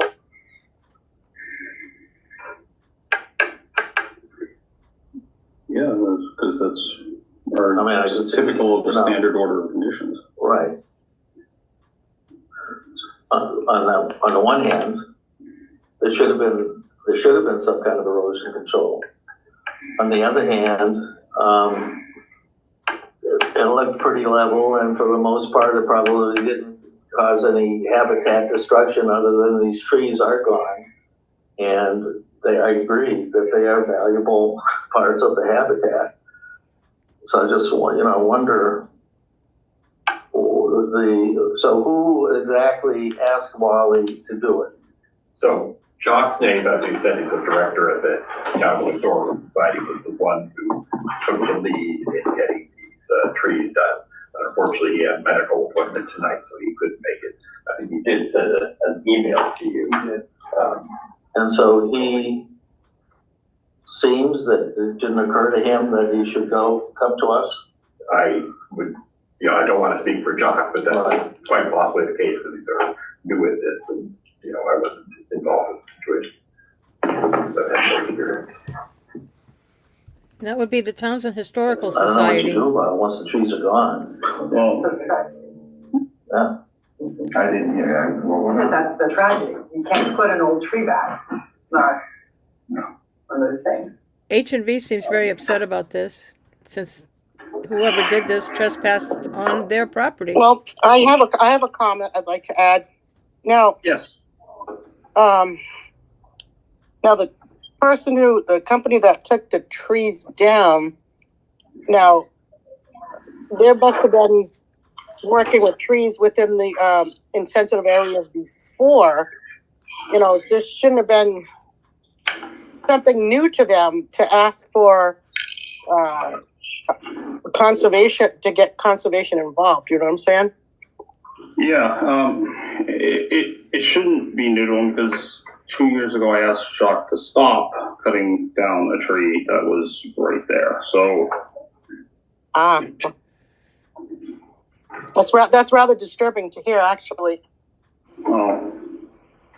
People forget. And it's not the first issue. But I'm not making excuses. Pat, what do you think? I think that they should know. I mean, anybody that's running a business with a tree service Jock was definitely should wrong know hiring all them that and go before the board to find out they can take the trees or order not. somebody to take trees And down like on she somebody said, there are else's a lot property of was also animals. completely I wrong. have some dead trees, and between the birds making, getting in there for the winter, and the holes and everything, and the squirrels and all the other animals, that's what they look forward to. I mean, that's how they get away from things. So, I just leave them. I don't cut them down because they're dead. It's a shame. I would like to see this kind of thing not happen with, and how can we, going forward, how can we prevent this from happening? Well, I think they're going to find these people. All the businesses with, that are tree service, that maybe we should. Not just tree service, landscaping too. Well, or landscaping. There should be either a notice put up somewhere at the town hall, if they read them or whatever, stating, what they should not be doing, I mean, they should know. Jock Snaith knew what he was doing. Well, regardless. So other than a slap on the wrist, I mean, is fines usually They done need in a to situation fine. like that? Or what's usually done, even though this is an unusual situation? Not unusual. We've dealt with it already. We've dealt with it just a couple months ago with Jared Woodcraft. Where he cleared onto a neighboring property that bordered a wet area. Right. We required a restoration plan as part of his notice of intent. Correct. So They should fine and require the restoration plan. And I can say mine, we can go around the table and then talk to the. Well, I guess I can give you the options. Can you hold on to that part? Sorry? Can you hold on to that part? I think so. What do you want me to speak to more specifically? Your observations. I know you kind of had a guess of 5 to 6 trees on the first parcel, but really an inventory of sizes. Yeah. So helps determine things too. Yeah. So it's a little bit multifaceted, this problem here, because you're dealing with property rights infringement. You don't have a permit to work to do this activity within the riverfront area. And there's actually multiple wetland and resource areas here. If you're looking at the brook that comes off of there. So you're in reference of the 100 and the 200? But actually, there's two 200-foot riverfront areas. Yeah. I just wanted you to make reference to it. Yep. So it's an area that has been subjected to a lot of other clearing, where there's just a ribbon of vegetation along the riverfronts. and this is a little bit above and beyond the scope of the conversation here, but, the vegetation that has been removed served the purpose, of solidifying, the soils, that were near the riverfront, and filtering of, groundwater, which is very much needed there because there's a high, there's a couple of transportation corridors there which are heavily used. A lot of, So in other words, a lot of funds coming off. interruption of the riparian zone. Yep. I don't know what, I don't see, a specific real reason for the removal of, trees. It's unclear. That's just for beginners. That's, Fire station has a better view of the river now. They trimmed the branches of the trees as well. Please, you have to, Oh, excuse me. I have people. My question, did they get paid? Is it because they got paid? Or they wouldn't get paid if they didn't take them down? What do you mean? You know, the gentleman that had the trees cut down. Is it because, Wally's Tree Company would have been paid for the work that they have done removing these trees, if that's what you're asking. well, that gives them more of an incentive to take them down than to leave them up? And that's what I'm asking. Well, it's a business, Pat. It's a business where somebody approached this But if company he to remove knows. these trees. We can't relate it to Wally's Tree Company. I'm sorry. I mean, if you want to intercede and correct me on this, but it doesn't fall to the responsibility of the tree company. The tree company was hired to come and remove trees by order of, as I narrow it down, it was the Historical Society. Right. But the Historical Society can't speak for each. But they were hired to do so on,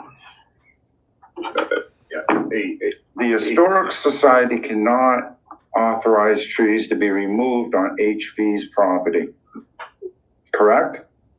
that's a civil matter, because we've It's a common also sense dealt. question. Oh, it's a very common sense question, but we've also dealt with this before where people have cleared onto other people's I am- properties. So it's, in the person that hired the company, or in this case, entity, are the responsible ones for, enforcement or replication.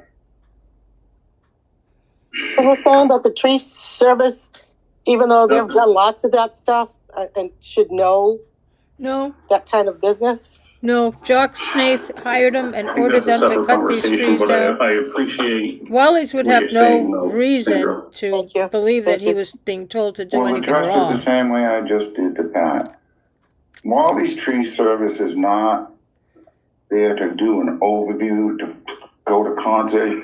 They were hired to remove trees by the Historic Society. Okay, so, So they don't bear any responsibility? no, ma'am. Okay. Doesn't seem like, I don't know, it seems like they should. Common sense structure, they were hired to remove the trees. They were not hired to do a survey to find out if the trees can or cannot be removed. Yes, but they should have known Right. from past experience. that they Exactly. should have Done it more carefully. But it doesn't come down to Wally, it comes down to the Historic Society. Correct. We keep circling back to this tree company that removed the trees. It could be any tree company, though. It could be any Yes. tree company. Well, I think what Sandy's trying to say is that it has to be acknowledged that what the tree company did, they are owned and operated in Massachusetts, or they operate in Massachusetts. They should be very familiar with the WPA.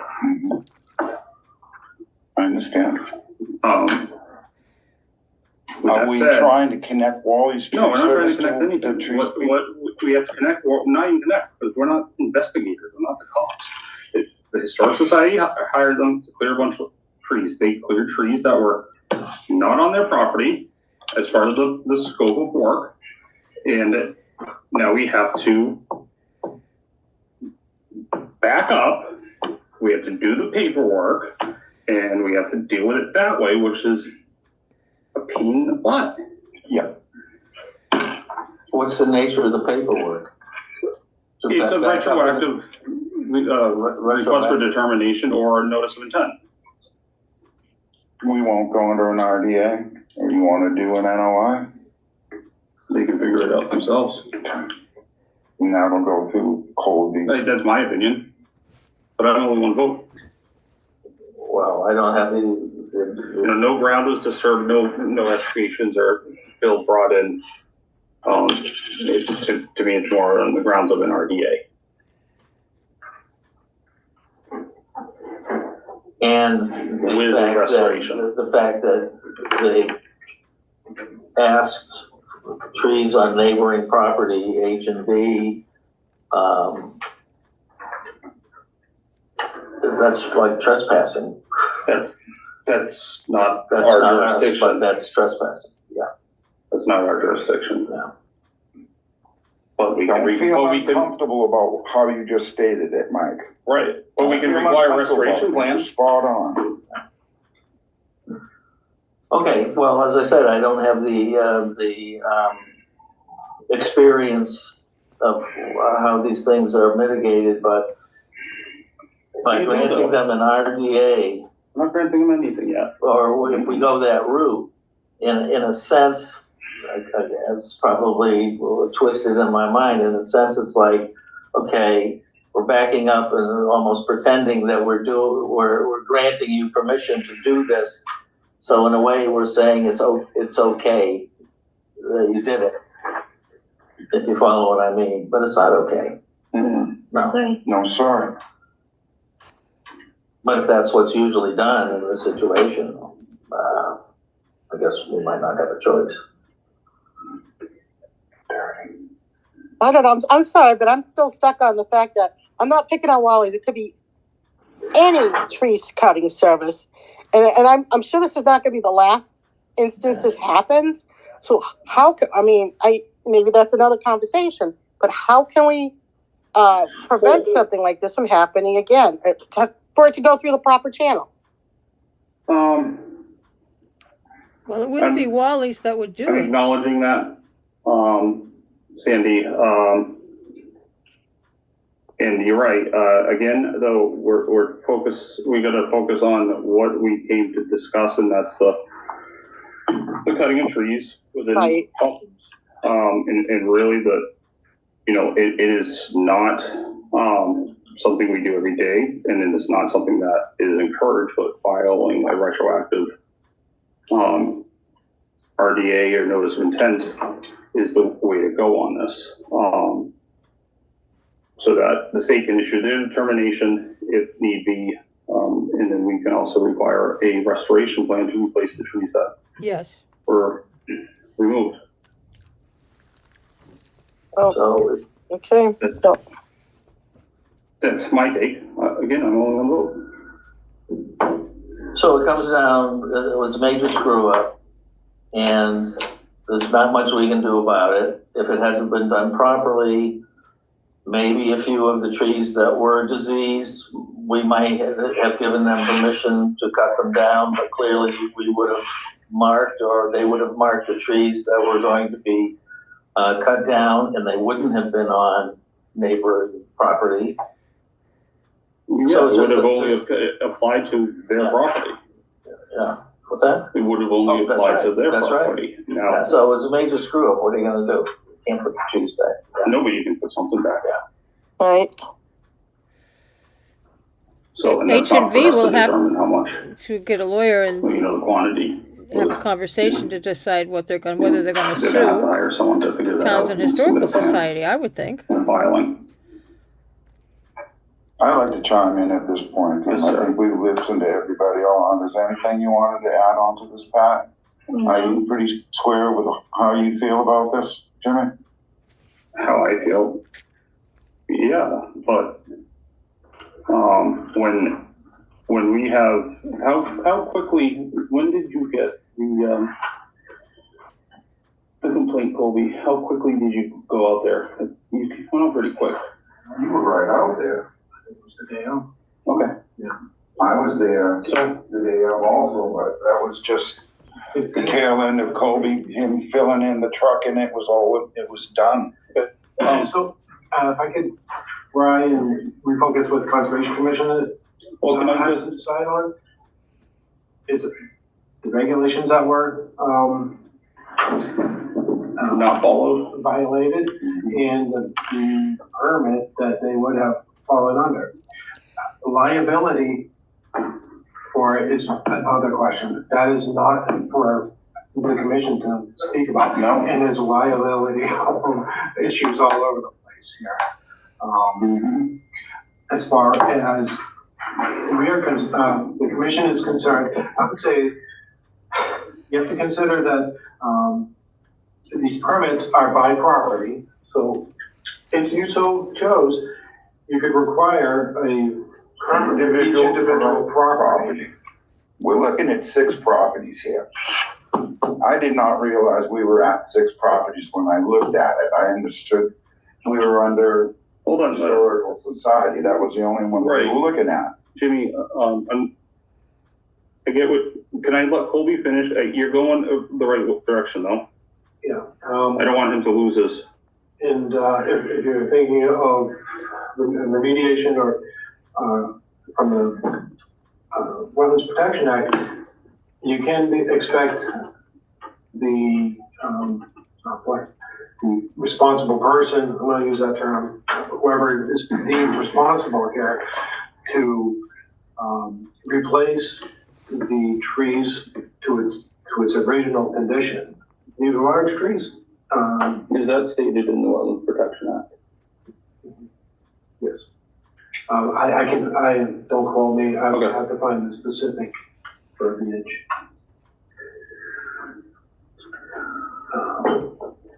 Well, if there's any positive that comes out of this, it's hard pressed to call it a positive, if we do a retroactive RDA, and they would have to hire an engineer and come up with a real plan for us. We can require that. You know, an RDA.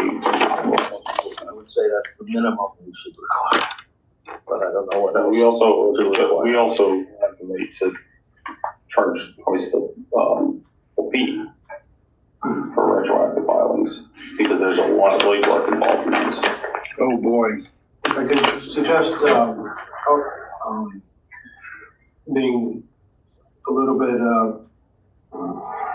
if you could hear out, a representative from one of the properties, the property that had trees without their consent. I don't know if you may have a suggestion or something that you may have in mind that would, satisfy. So are you offering for it? No, we're offering to the Historic Society.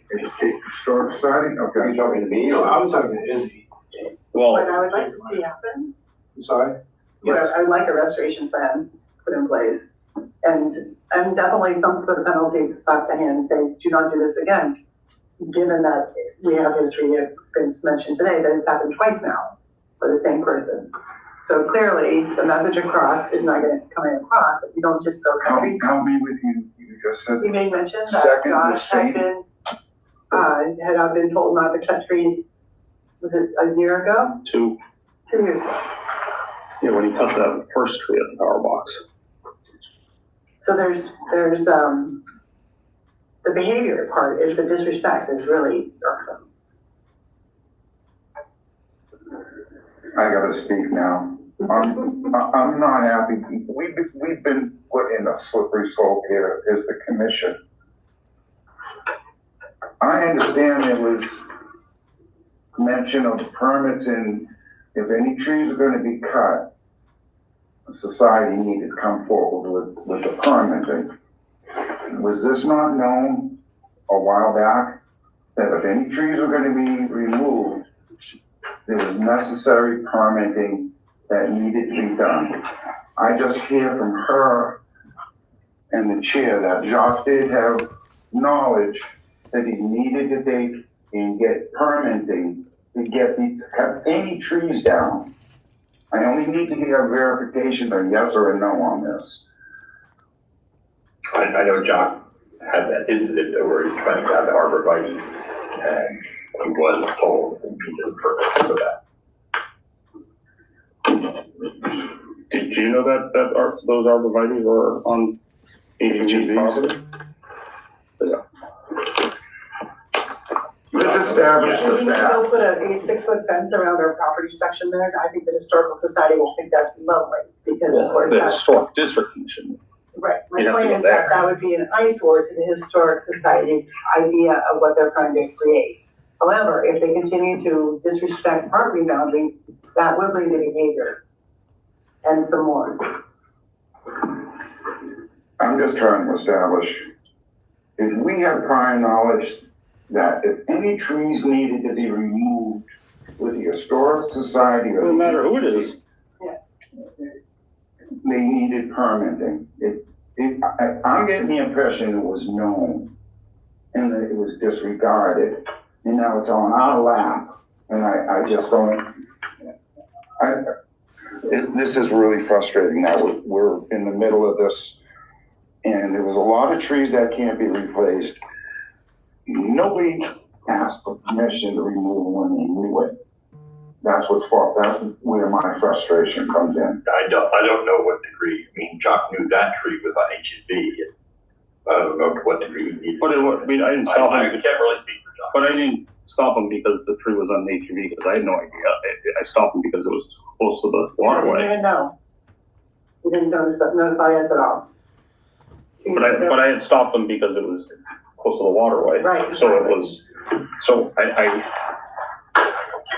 So when a major tree company comes in to remove trees, nobody in the adult world have the common sense to say, does anybody have the paperwork, or did anybody speak to conservation? Did anybody make any inquiries to the permitting we need to remove these trees? So I think what you say Jock knows a lot better than I did, but there was a tree that fell and was threatening the Reed homestead.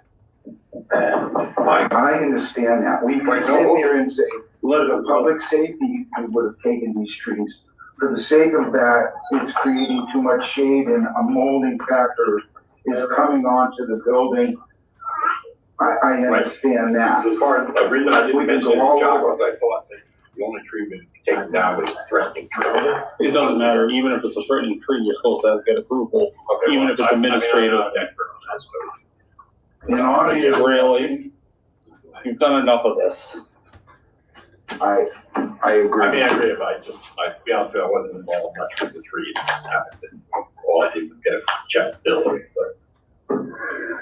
I don't know. I've been in commission long enough. We're on a slippery slope with this. There's no way anyone can convince me that, well, I didn't know we needed to get a permit. Well, nobody said anything to me about getting a permit, and we're cutting trees 2 feet from the lake. I agree with you, you made a mistake. I know this is weird. So, it seems to me that your suggested alternative, well, your stated possible alternative, I can't think of any other way to go, Well, which would require them to come up with a real good plan. they're gonna have to at that point. Yeah. When I guess Colby didn't move fast enough, 2 phone calls were placed to the state, and I had to have a conversation with them about this. Richard should have never made it to that desk. I want to say thank you, Colby, for responding as quickly as you did to this. When you talked to Kim, correct? With the EP? Yeah, I included her in on an email. Okay. I had a conversation with her about it. Kim Roth? The EP, yes. And the fact that Colby didn't respond as quickly as someone thought he should have, even though he did, and lawfully followed through the way we do things. things have just exploded. Now, Jimmy, did he, in your opinion, I think Colby did his job as. yes, he did. Perfectly. He did. And we can't put this on an agenda with less than 24-hour notice. So I wanted to make sure that's acknowledged. Absolutely. Because things have to be dealt with locally before it gets escalated to a state level. We've had enforcements like that in the past, and they're not fun. No. With that said, should have known better. Now we have to pick up the pieces. This isn't something that is out of the norm. This does happen, and I'm not saying in Townsend, but this does happen. Saw some legal notices in Groton a couple months ago, or a month ago, for 2 retroactive filings. We've had them even with notice of intents, where it happens. This one, we've not had to do, the double the fee yet, but I think this is a great opportunity to, because people knew better. Pat? I agree on that. Sandy? Sandy, are you there? No. Sandra? Yes, I'm here. I hear you. I'm sorry, I hit the mute button by accident. But I Checking in. yeah, no, I hear you. I'm just, I don't know. Here's an Baffled old, by the tree guys. I said you're just baffled by the tree guys. yeah, but the whole situation, it's, I'm with Jimmy here. I just can't believe it all. Mike? So you say it's a real pain to do this retro, who's Well, it's not who's a it a pain. pain for? It's just an expensive, It's painful. yeah, okay. Yeah, I'm just wondering how it would be different than someone that filed it. It really isn't. Yeah. But because this is 6 parcels, there has to be signed letters stating that the restoration work can be done on that property. There's stuff that has to happen.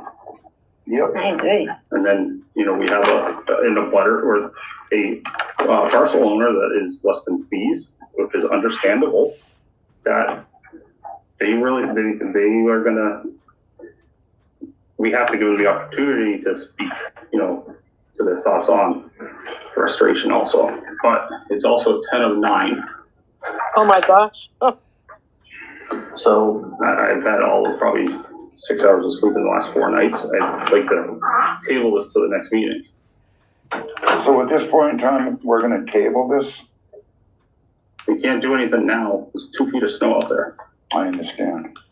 Not to be a smart ass, but I understand, but If I could butt in, I think that's a wonderful idea. It'll give you time to consider creative options to solving this issue, along with trying to, the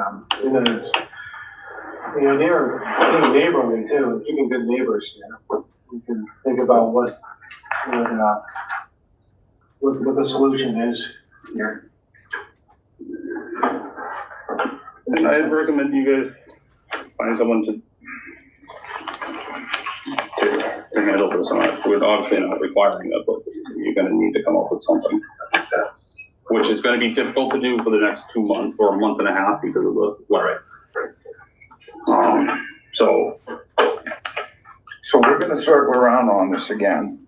yeah, and I don't even know if the next meeting is the appropriate time. It really depends on when when conditions allow a proper sidewalk for Pat and all of us and Sandra. yeah. I did the sidewalk. I went down, I looked at it Yeah, after the fact, and I understand where this whole thing, why it happened, the whole 9 yards. Here I am biting my tongue. But the point being, it's affected 6 pieces of property. We're in the middle of this. These people are gonna try to have to figure out how to put the toothpaste all back in the tube. And this isn't gonna be pretty. I don't like having to be stuck in the middle of this and go through this exercise as a commissioner. I don't like to have to go through this, even as a commissioner either. because this shouldn't have happened. Right? We had everything implemented so it didn't, and it shouldn't have happened. And I know where it happened, and it shouldn't have. And here we are again. This isn't the first time. This isn't the first time. I've said too much. So I think if we do table it for now, gives Colby a chance to think about, investigate alternatives. Well, as commissioners, I'd strongly suggest looking up past, incidents within the state of Massachusetts where restoration plans were required because of butters or for butters, affected properties. I'm Too gonna try bad to get I'd like to examples. have gotten it done, but I didn't it's hear. just, I said I would have liked to have gotten it done just because I hate to see things dragged out. And if he's done this already, who knows if he's gonna be taking down more. Who are we No, referring to? referring to the Oh, tree service, any but we're companies. not. Yeah. The tree company is moot in this subject.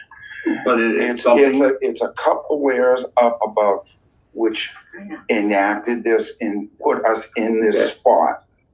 And I'm biting my tongue. Yeah. So would you make a motion and I can second it, or? You can make a motion. But again- what did you, was this Table this to, table the discussion, or this wasn't a hearing, you didn't open a hearing? no.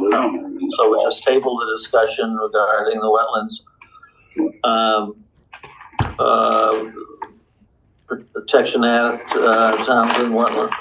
Okay, I'll do it. If you want me to do my take then. Yeah, you do.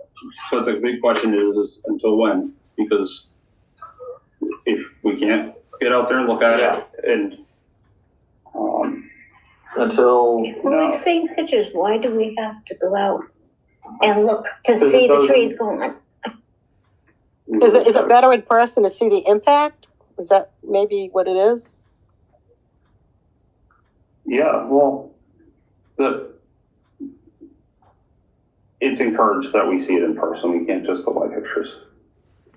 It's So good fast, adequacy right, for all of us to get on the same page. Let's look at the stump sizes. Let's discuss what we're looking at, et cetera, et cetera. And then we're not gonna be able to do it this next time because a couple of the months. weather, we're getting another snowstorm. There's, Mhm. it's gonna be freezing for the next, nothing's gonna melt. So it's not gonna be able to make it through for the next one. So, right, so it'll be a couple of months. March meeting or is- April even. Not only give Colby time, but it'll also give the historical society time to think about how they want to approach it. I think it's gonna be a How good we thing now that this feel. gets tabled. I mean, everybody's gotta think about what, And I'd recommend that you're gonna have to do some homework on what you're looking at. Right. I'd recommend everyone talk. HMP and Yeah, Historic Society. yeah. I'm not gonna mediate this crap. I'm No. really not. It's actually not part of your purview. I We'll think take care of that. It's not part of the wetland purview. That's Yeah. part of property. So we'll take, that's on the table. Okay, can I I try? think it's frustrating you to have to come here. No, he started to it. I can't apologize. So, okay, to the Jimmy, can I do this? What? You can do it, bud. No, I don't want to. I make a What don't you motion. wanna do? Hold a second. Oh, Yeah, go ahead, James is gonna motion. make a motion. I make a motion that, the potential regulation violation for the lots discussed, or the properties discussed in 2.4 be tabled to the first meeting of March due to weather conditions. No, Second. second. Oh, God. Make sure. Yeah, do we have to put that to a vote? Yeah, hold on. Okay. I'm gonna add one stipulation that you contract with someone to, come up with a restoration plan. You know, obviously you can't start it, but we want to know that ball's moving. So roll call vote starting with Sandra. Sandra Lord, yes. Mike Fox said yes. James DeRoyan, yes. James Gates, yes. Generally, yes. So we haven't put a date on it, it's not like we're gonna. First meeting in March. Okay, I'll just put March. Date. Doesn't matter, March. Which is the 14th. The 14th. 14th, Kobe.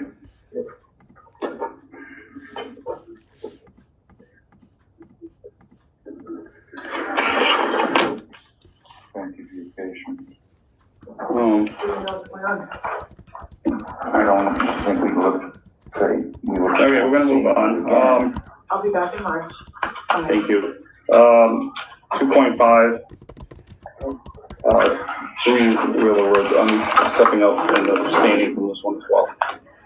On Wheeler Road? Okay.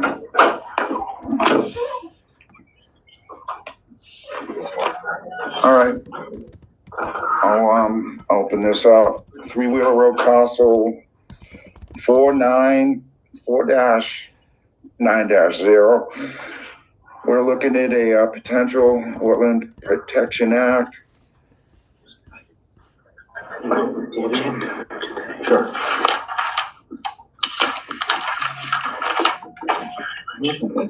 Thanks, Bruce. Thank you. Thank you. And who are you with? Well, I apologize for coming in late. I'm Greg Uphold, and Kobe had mentioned to me that you're gonna be discussing a small project that I wanted to do on 11 Squanicook Terrace. All right. Why don't you go get Jimmy? Go get Jimmy. Do we have anyone representing Wheeler Road? Is there anyone online representing Wheeler Road? No, it doesn't matter. I'm just adjourning myself. Yeah, well, we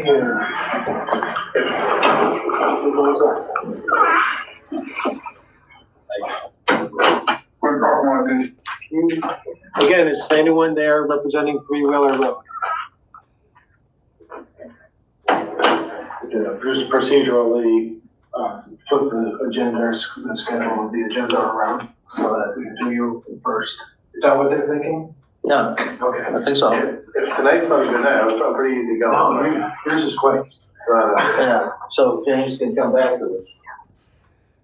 Is that the idea? I think so.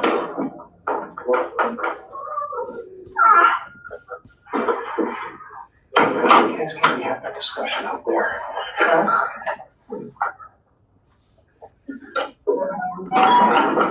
Okay.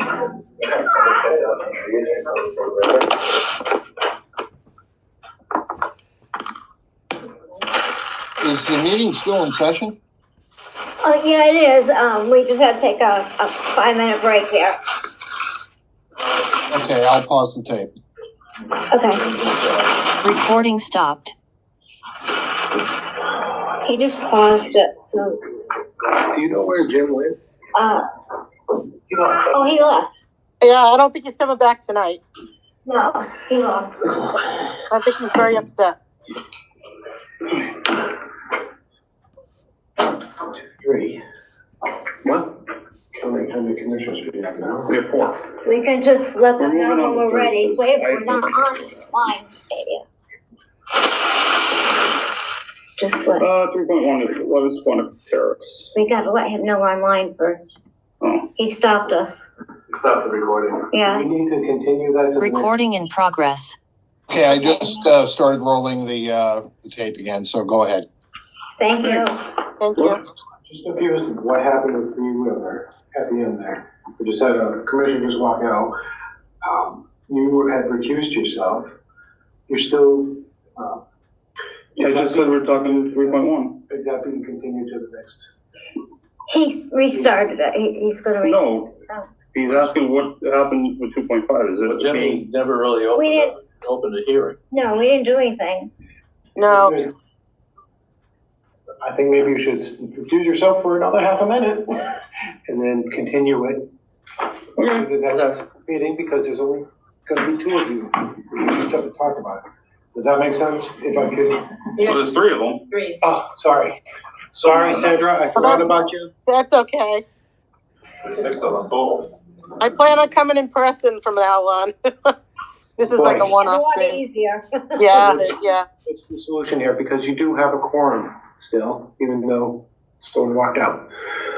So, so we need to make a motion to continue the discussion of Three Wheeler Road?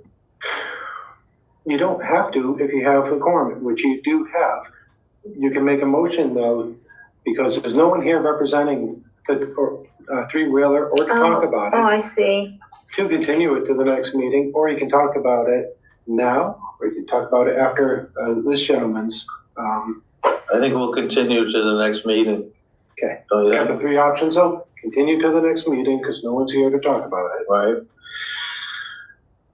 Discuss it now because you have a quorum, or you can change the agenda around to talk about it after you talk about 11 Squanicook Terrace with this gentleman. Well, what's your counsel telling me to do? It seems to me we don't, Honestly, I think you should at least, it's on the agenda, at least read the letter of notification so that it's been discussed as far as the agenda, and you could give the consideration to that person to come in okay, or got not. it, got it. That's your, Okay. that's your. So do we need to vote to change the agenda order? Yes, you're filling in as chairperson now. I'm making the call. Okay. The person who's supposed to be chairperson worked out on you. You're the chairperson right now. Okay, so I'll make a motion that we change the order of the agenda and go to 3.1, and after that, go back to 2.5. Now, second that. Okay, don't worry, I got it. Roll call vote on that, please. Sandra? Sandra Lord, yes. Mike Parson, yes? Patchen, yes.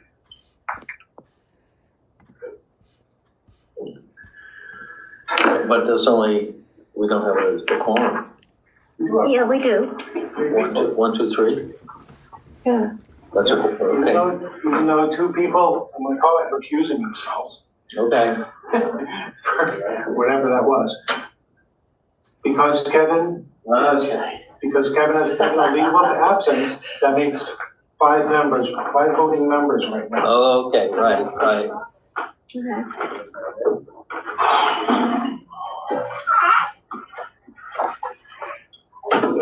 You changed the order, so now we're down to 3.1.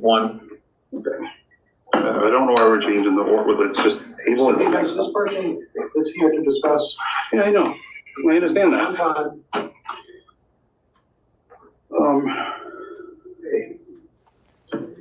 3.1, 11 Squanicook Terrace, property owner, wants to discuss adding fill grading backyard. If you don't mind introducing yourself.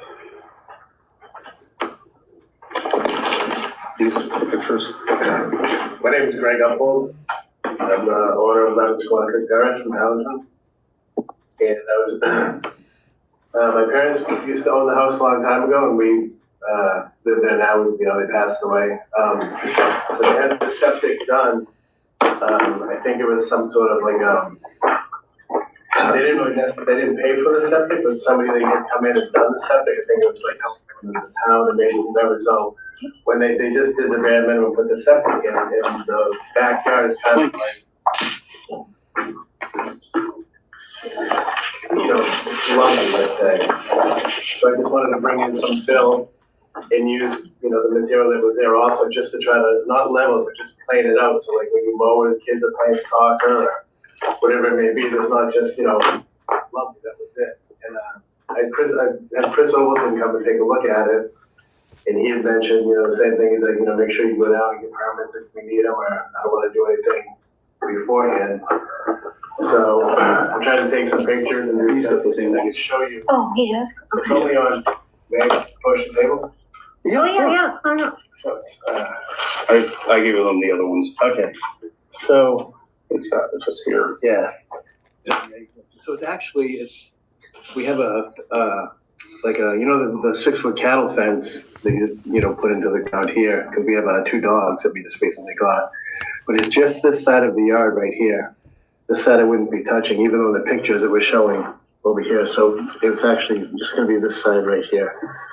Because the dogs like play over here and there's dog poop everywhere, but it was just this area, but we are right on the river, so I just wanted to, like, we're not bringing in like dump trucks or backhoes You or. talked to our old agent about this, didn't you? Yeah, I did. And that was their concern. But yeah, Right. it's not much. It's just flattening out Yeah. the lawn. Yeah, and then, you know, there was this question like, where was all the material going? And, but there's really not that much material. Like I said, I'm hoping that they can use, like, it actually, like, so here's the septic right here. And there's like a gully right here, but it comes up here too. So I'm just hoping we just kind of smooth some of it out and bring some fill in. Just to clean it up, that's it. How much fill were you thinking about bringing in? Like I mentioned to Colby, I'm not sure how much, maybe it's probably like, I'm hoping maybe like 4 pickup trucks worth. Like a pickup truck bed, like a F-150 or 250. And then with what's there, they can just kind of blend it in. What side, the river is back here? Yeah, the river's right back here. So you can see the river here. Yeah. That's a lot of weight for a pickup. That's like 4 yards. It's about a yard for a pickup. That's what they can handle. Unless you just, I mean, I would go for it.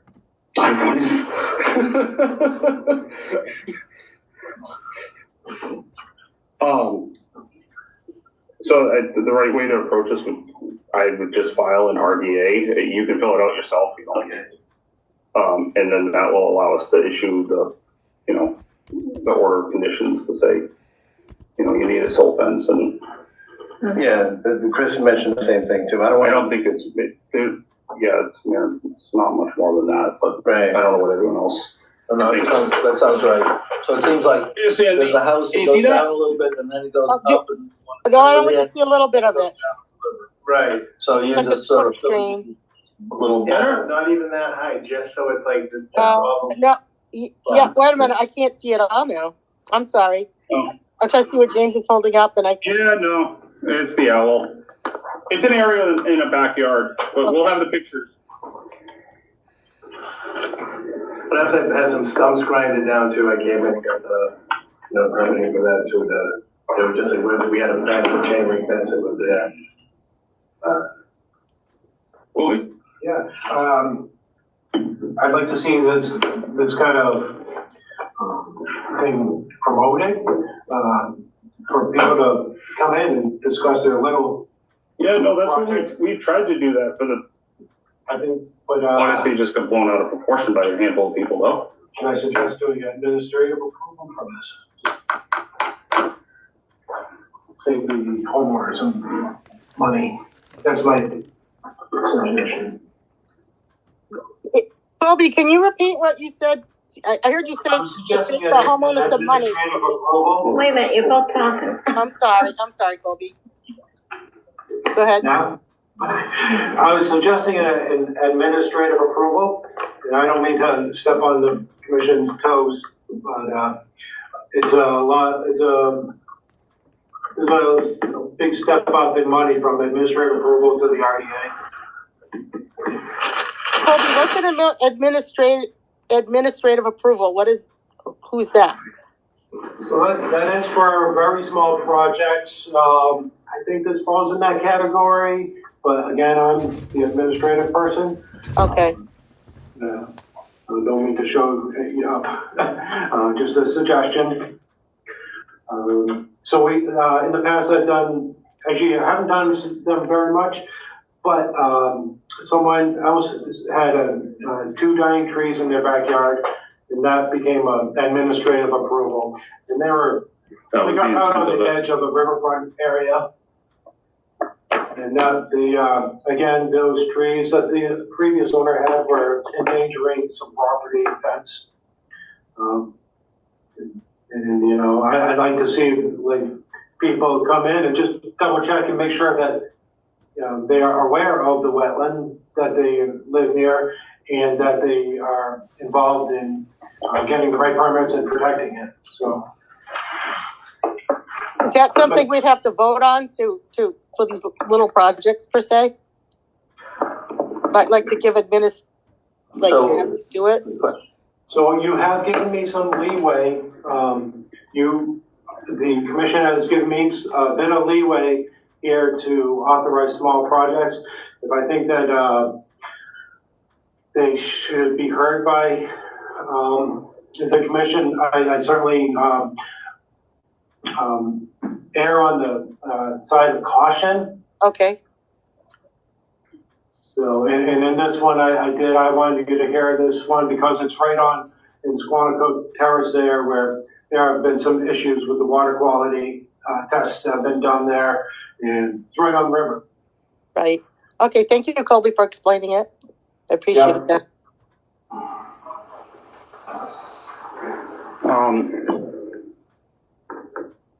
What do we have to vote for, to give him Colby permission to give a administrative approval? Yeah, Can you think of a downside to that? To me, it seems, so the administrative approval process that we came up with was for the instances where someone comes in and they want 1 or 2 trees that come down, or, you know, very small projects. This one is a little, it's not much more different, but it's almost just enough that we have to make sure we follow the intended use of the WPA. And it's just a fairly fine line, and historically, small things like this that required some sort of fill. No, you aren't talking a lot. But those situations, we did require a request for determination of applicability. I don't want to waiver from what we've done in the past, but that's my opinion. Mike, please share, and Sandy, please share. well, they both make sense to me. Both arguments make sense. If we want to err on the side of caution, then we should, so we should probably do the RDA. If I may say something, I appreciate, you know, your suggestion and, you know, in my favor, but at the same time, I wouldn't want any of you to do anything that you don't feel comfortable with either, you know what I mean? That's the reason why I came down, I wasn't trying to do anything. Yeah, no, we appreciate you doing. Yeah, I grew up in that house, you know, always respected the river, you know, all the canoe races, I don't know why they don't clean the branches. You know, the logs are down in the river, I guess they can't do that anymore. We did buy a boat so I could take them up and down the river, but the canoe races, we used to always, you know, they would clear it out so we could get over to the harbor. They don't. So I'm not one to be like, hey, let's just don't worry about the conservation of the waters or anything like that. You know, but again, at the same time, I don't want anybody to. You grew up on it. You know what it's. Oh yeah. And you know what that river can do too. Yeah. So if it's something you're like, you know, I don't want you to do something later on and say I should have done something differently. You know. Pat, when you're. I don't have really anything to add to this. I mean, I've just been listening and, you know, I appreciate you coming before the board and, you know, bringing any questions or at least not starting anything until you've got a chance to talk to us. So hopefully more people will listen to this and do the same. I agree with you, Pat. Yeah, so do we just suggest that he files an RDA, or do we vote on it? Just suggest it to him? We would require it if he wanted to do that work. Again, it's not a lot. It's not like he's leveling off a yard, so it's, you know, a 3-foot fill. He's making the grass usable. Yeah, no, yeah, right. At the same time, bringing in some material, and we want to make sure that we follow. Oh, I'm on the RDA side now, for sure. But do we vote, do we just say you need to file an RDA? Yeah. That's all we do. We don't have to vote and say you need to file an RDA. Unless if we are all in a disagreement, or. Yeah, okay. In my opinion. And I also appreciate Colby's input on it. Yeah, I'm sorry, I probably stepped over the line as far as. No, I don't think so. No. Well, as James said, it's a fine line. I'm just thinking of what we've done in the past, and I don't want it to waver. I try to just keep up. It's good to hear all angles, I think. Yeah, I want to make sure that we, administrative approval, you use it exactly how it was intended to ensure those things. So, we're not gonna, we can't say yes or no right this second, but filing and a request for determination of applicability is the right avenue. Okay, so I can get that form from you? I'll send it to you tomorrow. Okay, It's a pretty simple form. okay. And if you have any questions on, what to fill out on it, just call me or email me. Okay, I will. All right, great. All right. Thank you for your time. Yeah, thank you all very Thank much. Thank you. I'll figure it out. Thank you very much. Thank you all. Thank you. Thank you. Have a Thanks good a night. lot. Thank you.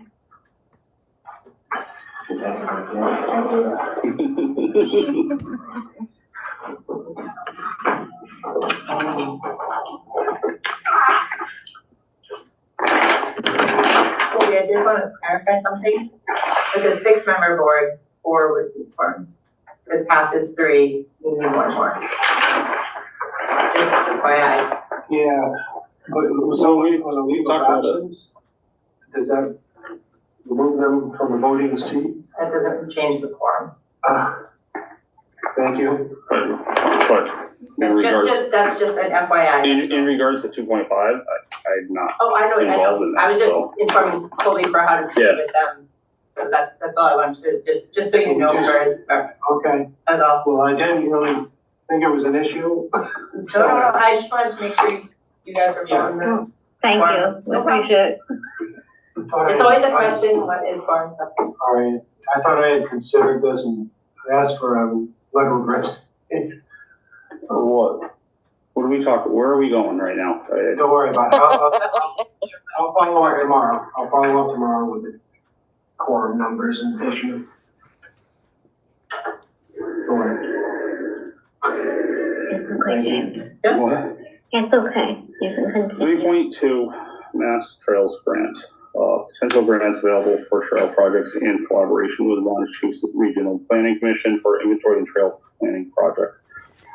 Discussion to use money from Conservation Commission account for matching funded requirements. Colby, there's a deadline on this? It is.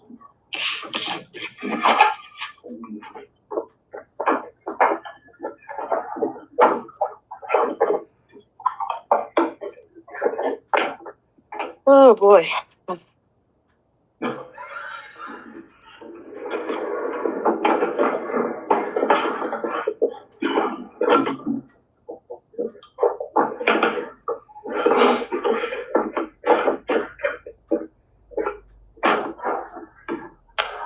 And again, my time has been taken away to really give you a great presentation on this.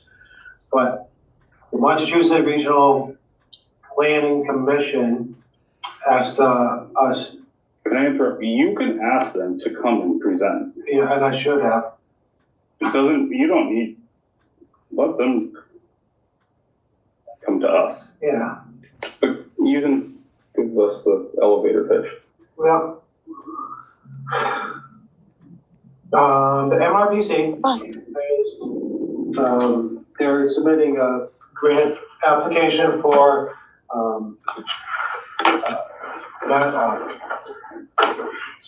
Mass Trails. And their objective is to create an overall plan for, a regional plan for trails within our area. It includes the surrounding towns, including Fitchburg, Ashby, you can look it up. But the requirement of us to join in this vision plan, as they call it, and I put this up online for you to look at.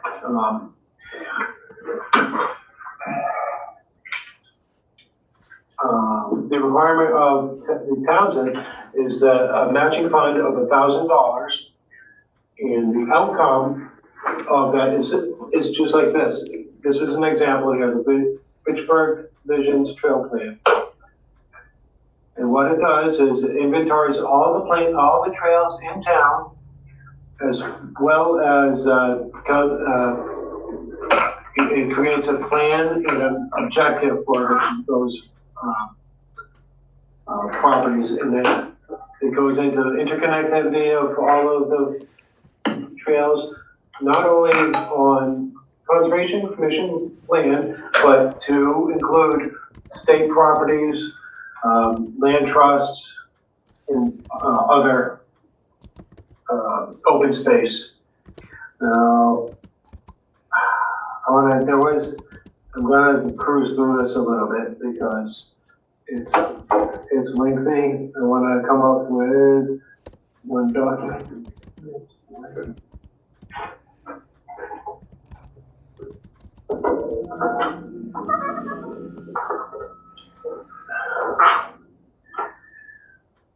Now, the reason why I have,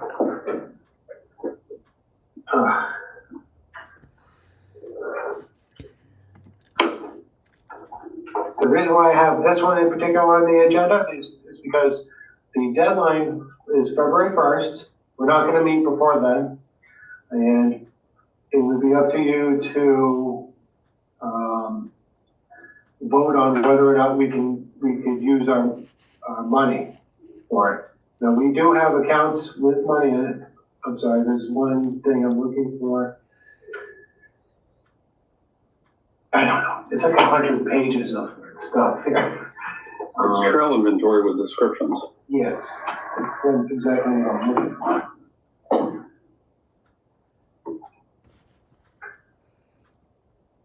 I mean, this would be very useful in planning of our town. So, I'm not trying to cut you short, I'm not trying to be rude.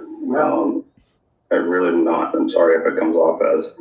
So you need the approval to spend $1,000 of some account out of one of our accounts that we don't really know much about. Yes. Okay, I make a motion to approve that. I'll second that. Yeah, to provide matching funds for the grant potential for Mass Trails and Massachusetts Regional Planning Commission. Got a second. Mike, discussion?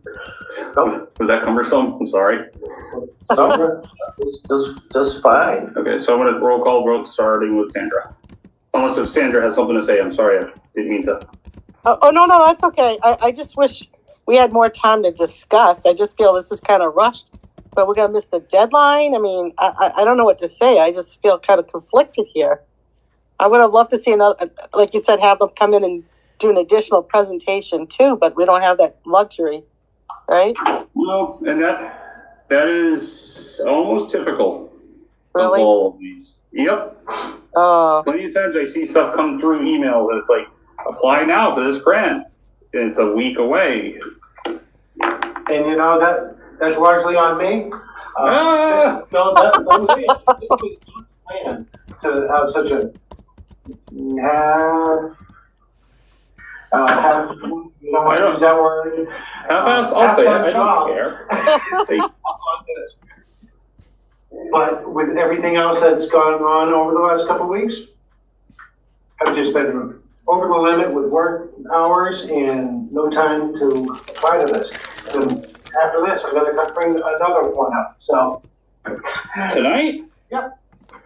It wasn't average. Okay, let's vote on this one. A lot to unpack tonight, anyway.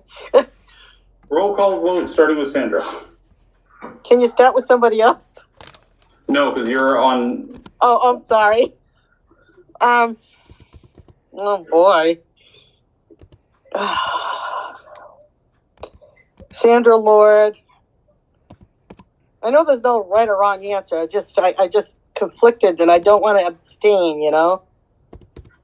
And I don't want to miss out on the grant. I hate to be rushed though. Can I ask Colby a quick question? Please. Colby, no, the trails, talking about the trails, are you talking about all the conservation areas that we have? Is it one particular area? Like, what are we talking about? The entire town, right? Yeah, no, it's talking about a comprehensive inventory of the entire town. Okay, And it's really geared towards looking at voids between, connecting those properties and those trails. Okay. all right, well, I guess Sandra Lord, yes. Mike Fox said yes. James Gates, yes. Pat Julie, yes. Okay, so we're adding a 3.2. What is that one? Oh, yeah, treating it like another one? Sure. What do you mean? What was 3.10? I don't know, you said you had another branch. That was 3.2. It's more mass Oh. trails and more All right. trails. Yeah. So we have the, I'm sorry, 3.3. should I go right in? Yeah, go right for it. So we have, the opportunity to apply for this grant more than once. Now, this is for, the one I just spoke of is for a regional plan. We can have specific, projects that we can do, and there's several in town that we can apply, the Mass Trail grant to.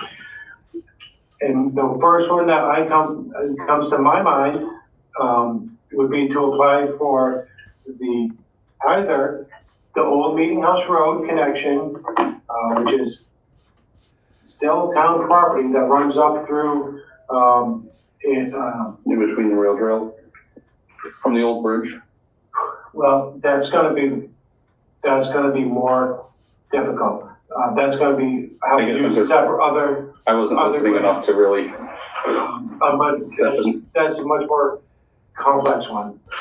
It's across, on north side of 119, where the old Meeting House Road goes between two big fields there, up towards the paved, way up to the hill to the paved portion on the other side on Highland Ave. That can be reconnected, and that goes right to the rail trail. It connects the neighborhoods up on Highland Ave.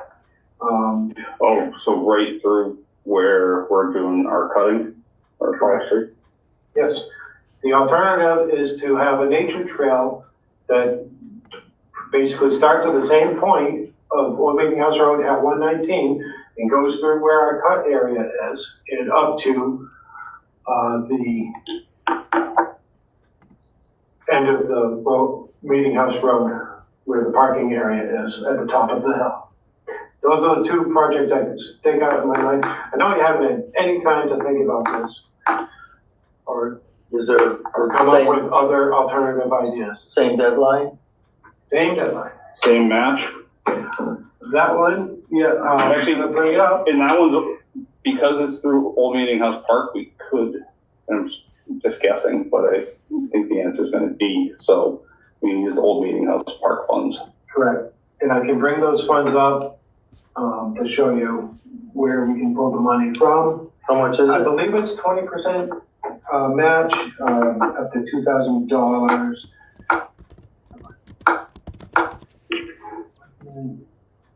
So who actually does the work? Put it out to bid.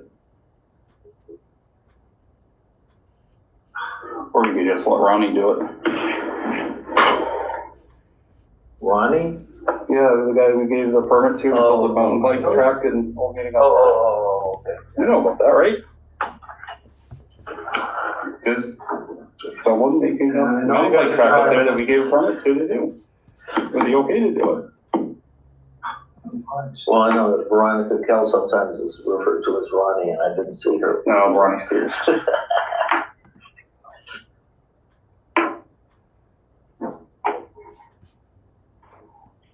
I just it up there. It's, I'll be honestly, it's fine. I know there's, what, 20 grand in it or something.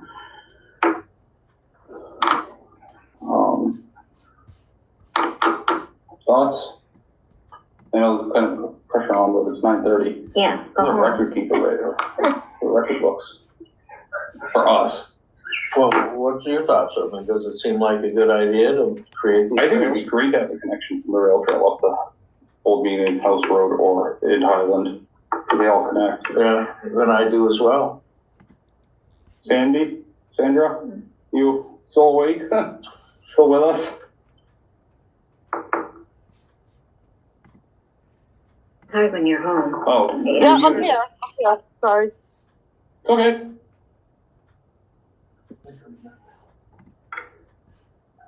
So do I have any other thoughts? Yeah, we just, Not for this other matching grant. yeah, to put a trail through Old Meeting House Park to connect the rail trail to Highland and Old Meeting House Road. I really don't have any opinion on that. I mean, I guess it would be good.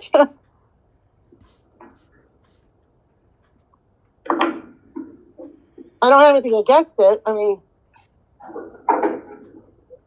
Make a motion to apply for the grant, we provide matching funds. How much are we applying for? I'll have to discuss that with Karen, to be I can honest, give you unless the, you have an idea of. I don't know what it costs. They are I can say the award maximum is generally 100,000 for recreational trail projects, and up to 500,000 for shared use path projects, demonstrating critical network. We don't have that. No, you We can't make, I can at least say that, we can't match any of those. Yeah.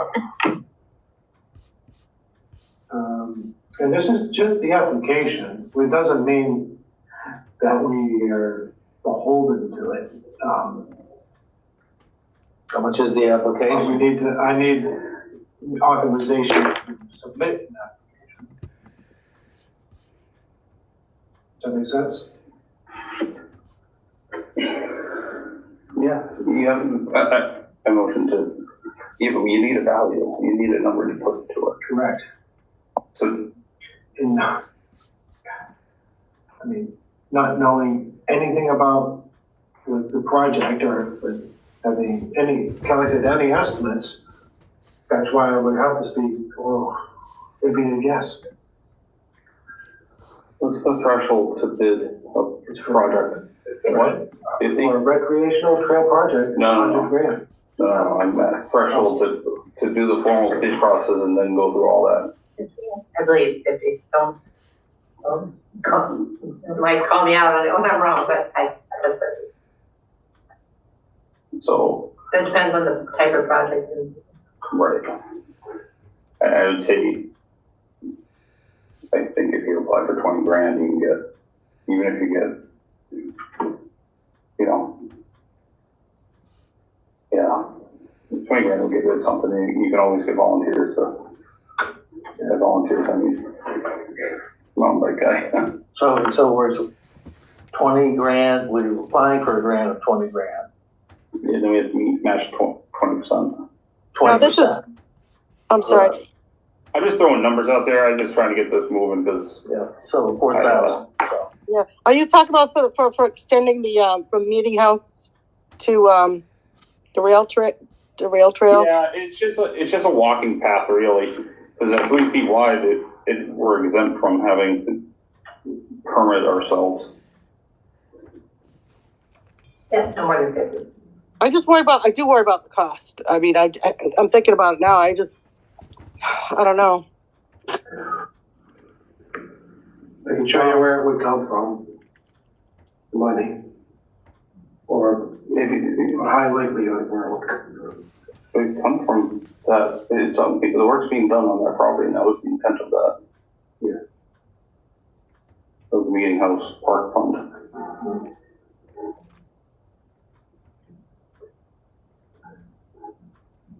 So with a potential investment of 4,000, we could get 20,000. So it would be good investment. What happens if it goes over though? You just don't build as much. But you can also do it in stages. You could do, say you need to do a couple creek crossings and whatever. I don't know. I not like I've walked that land in a couple of years. Last time I went on this trail, I got lost. There's nothing to say that we can't apply for more grants in following years to That's enlarge it. the project and complete it. And you also have the CPA that could be utilized in another year or so. Yeah, Okay, so it's something that could be slow going as we get the funds, so to speak. So I make a motion that we allocate $4,000. We have to, motion to apply Motion to apply. for the grant up to $20,000 with the matching. Okay. If you say the words out loud, it'll make it seem like I'm actually saying it. I think the Conservation Commission is trying to compete so with the be Board it. of Selectmen What? on how long their meetings last. I make a motion that we allow We have more to Cody come, people. apply for up to a $20,000 They got more stuff to Trails talk grant about after this. for a walking path or trail from 119 through Meeting House I Park hope to they have this money in their the other side budget, because the town of, certainly doesn't have the money for all this stuff. Old Meeting House Road. I'll second that. Roll call vote starting with Sandra. Oh, just say aye. So vote yes will be to apply for the funds. Yeah, And go ahead. vote no Just go would be, now you need like all three of us to agree on that, right? No. Or you don't? No. Or just say yes, Sandra. If one votes no, Be a team that player, prevents Colby Sandra. from applying? It's getting late. Just say yes. Well, depends on how everyone else votes. Everybody wants to go home and go to bed. Wow, it's been quite the I evening. want to finish this video and go to bed. Sandra, We're all one yes. vote. Yeah. Yeah. Shoot. I'm dying here. Yes. Sandra Lord, Yes. You could do it. wish I had more time to think this through. Just say yes. It's only money. I'll say yes. Thank you. Said yes? Mike Potts said yes? James Gates, yes. Oh, Pat Jamal, yes. here we go. Anything else? Okay, next meeting, we're voting for officers. Oh, nice. And then tonight, I had some kid help me be like, wow, Okay. Anything else? No, I think it's sworn in tomorrow. What are you doing with 2.5? Thank you. Sandra left her mic open. So I think not continue with it. You guys are- Okay, you guys think one of you two have to make the motion? very good. That we continue okay. I make a motion that we continue the discussion of the three-wheeler road, potential WPA and Townsend Wetlands bylaws violations. Yep. I second the motion. Roll Did I call do that vote. right? Yep, that was perfect. Can you start voting? Roll call vote starting with Sandra. Oh, that's a good sound. Sandra Lord, yes. Mike Potts said yes. James Gates abstained. Pat Jamal, yes.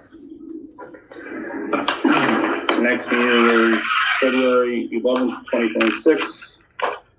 Make a motion to adjourn at 9:39 I'll p.m. second that. Roll call vote starting with Sandra. Sandra Lord, yes, I definitely. thought they were going to talk about that. James Gates, yes. Pat Jamal, yes. Nobody's Well, they just adjourned. The meeting's... What is going on here? Okay, there I am. Hi, everybody. I'm back. So, I really thought they were going to talk about Three-Wheeler Road. They just said they were going to. I don't know if they're half asleep or what. Maybe I am. Maybe I misunderstood, but I guess they're going to... I don't know. I don't know what they're doing. But they adjourned the meeting, so I guess they're going to discuss that at the next meeting, which I know he said when the next meeting was, but I don't know. I'm really exhausted watching this. It's a very long meeting. We've been here. Actually, we've only been here 3 hours, coming up on 3 hours. And as I snuck in my comment a minute ago, the select board's been having 5 to 7 hour marathon meetings, and they're starting to break down from it. They're all complaining about it, but I don't know. The conservation had a lot on their agenda tonight. I don't think there's anything, as much as I'm complaining about being tired, and so are they. 3 hours is a long meeting, And boy, the select board going 5 to 7 is even worse. But they had a lot on their agenda. They sometimes talk too much. And that's what makes things last longer, is the discussion gets a little bit unnecessary. Actually, I think I didn't really feel that they weren't prepared, although because Sandra wasn't in person, it's not her fault. You are completely allowed to be remote or on Zoom and whatnot. But I think getting information to board members, and then board members, is through email, in the select board's case, through the SharePoint, because they're on the town's system, and they have files that they can go into to see what's going on, which the other boards don't have. But getting information to the board members, and then the board members taking the responsibility to read the stuff, is important. And that can save a lot of this time where you're just sitting there trying to educate each other on something that everybody should know more about. I'm not criticizing really too much tonight's meeting, because some of this stuff was put up really quickly, and I think Colby's been very busy with actually some of the stuff. The tree story was quite a big. It was a lot bigger than I thought. I knew about the tree story for the last week or so, maybe 2 weeks. Time flies. I lose track of time here. But I knew about the tree story. I just didn't know that it involved trespassing on other people's property and some of the things that they talked about with H&V. I don't know what kind of civil litigation might be coming from that, but not involving the town. The town is not getting sued on that one. So far, we're only getting sued by RFS, and that's going to blow up. That's going to get worse. And one reason is we're coming up on David Vigeant's hearing is coming up in a couple weeks. But anyway, any litigation regarding the trespassing is between different parties. It looks like Townsend Historical Society trespassed on H&V and cut down some of their trees.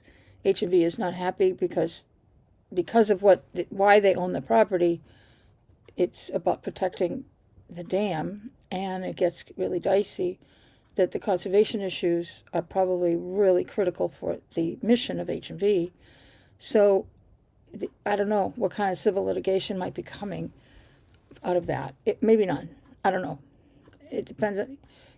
Getting into litigation like that can be costly for everybody and may not reach an agreement on anything. I mean, you may not ever get what they're looking for.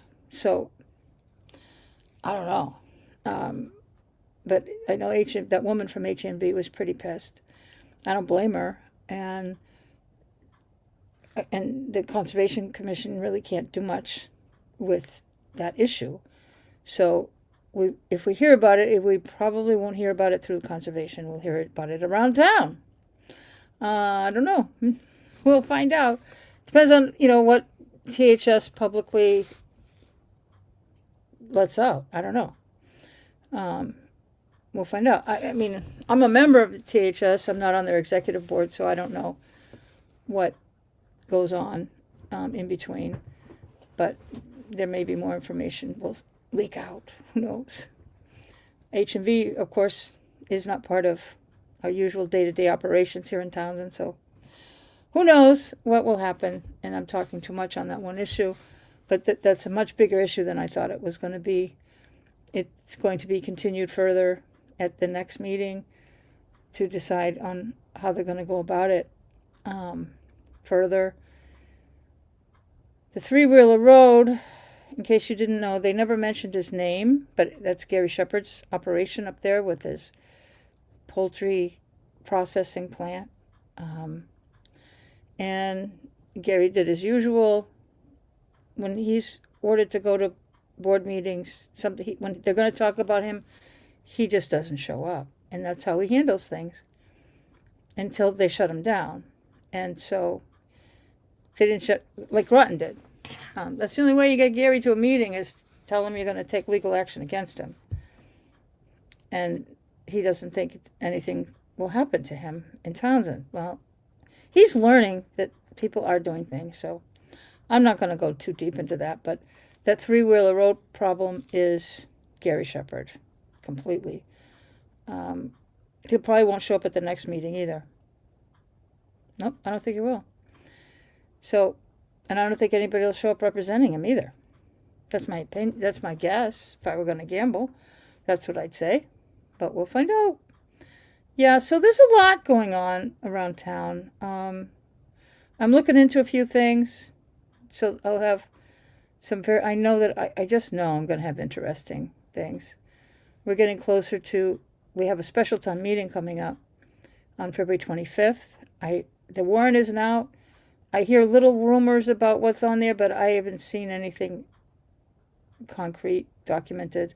I will get the documentation and we'll do a little show on, like I usually do. We'll go through the warrant articles and discuss them. And I might have a special guest on that. We'll see. Negotiations are underway. But time will tell. The special town meeting, by the time we have that, that's a month away. I think a few more things will hit the fan before then. And I'm pretty confident they will. Oh, yeah, they will. Shit's hitting the fan, ladies and gentlemen. I don't know. Yeah, it sucks to be somebody today. That's all I can say. It really sucks. I'm just so glad that I'm just sitting here doing videos. I'm reporting the news. And I'm just not the news. It's really good not to be the news. Everybody else is the news. I'm just reporting it. I do not make it. I don't make it up. I just report what's going on. And it's getting interesting in Townsend. I mean, it already was, but it's getting more interesting. And, yep, everybody's waiting for me to spill the beans. I'm not. Nope, I'm going to wait. It's coming. It's coming. I feel like I'm living a Stephen King novel. No relation, but I feel like this is a Stephen King novel. Yep, that's exactly what's going on. I just don't, it's just exploding. I just, nope, I don't know. So anyway, that was the Conservation Commission meeting, marathon meeting for tonight. We are going to go over 3 hours by the time I finish talking. So I want to thank everybody for following along and participating this evening. I'm going to just, while we're here ending this meeting, I want to thank everybody. And please, before you go, please smash the like button. You don't have to smash it. Just hit it, turn it on, turn that thumbs up little button there and like the video. And if you're new here, or if you're a regular visitor and you have not subscribed, I ask that you do. It would really be helpful. And feel free to comment. I do read the comments. And so it really, commenting really does help the algorithm. And I'm not monetized. I have to say that every video, I think. I'm not monetized. And I'm not really trying to get monetized right now. Maybe someday in the future, but I'm mostly just trying to get the word out. So I want to get subscribers, but not to make money. I need a lot more to make money. I mean, I'm not in the box of eligibility right now, and I'm not really looking for that. But what I want to do is get more people. I want to reach more people with the videos that I'm giving out. Sometimes it's more interesting to people that live here, but I know that people that live elsewhere when they do come across my videos, they like what's happening because it's the same kind of stuff happens other places. And sometimes it does help. In fact, a lot of times it helps, not just sometimes, to see what's happening in other communities. And it's really helpful. And I mean, I feel really weird when people tell me that they're really helped by, but they don't live here, but they tell me that watching my videos has really helped them. In fact, I went to a conference this past weekend in Boston, and I was walking around the vendors. Then there's a conference, there's always vendors. And I was walking around the vendors, and I got to this one table, and this guy said, "I know you." And it's like, what? And he knew me from my videos. He recognized me from the videos. And there were I understand there were 1,400 people at this conference. And he knew exactly who I was. And he mentioned one of my videos. And he told me how much it helped him and his community, because they were getting bombarded by something. And when the video that I did was really helpful for him. And I'm like, wow, okay. This was about the last thing I was expecting to have happen to me at this conference, because it wasn't like a YouTuber's conference.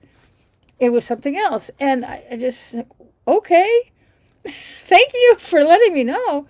And I think maybe he'll be watching this one. I don't know, watching some of the other videos. But because of the subject matter of the video, and that the community was going through a very similar situation, and because I was basically speaking to him, even though I didn't know him, and it was helpful. And I really want my videos to reach a larger audience, but also because it does help people around the country, or maybe around the world. They get entertained, like, what is going on in that video? When I talk to people in like England and other English-speaking countries around the world, they have what is going on there. Trying to explain it to them is, forget it. Of course, if you ever watch British comedy on British television, it's the same thing sometimes. I think it's very comparative. But around the United States, or particularly Massachusetts, seeing what other small towns do in their political nightmares that they're living, it's partially entertaining, but it's partially it's helpful, because you can see solutions, or you can see, boy, I don't have it that bad.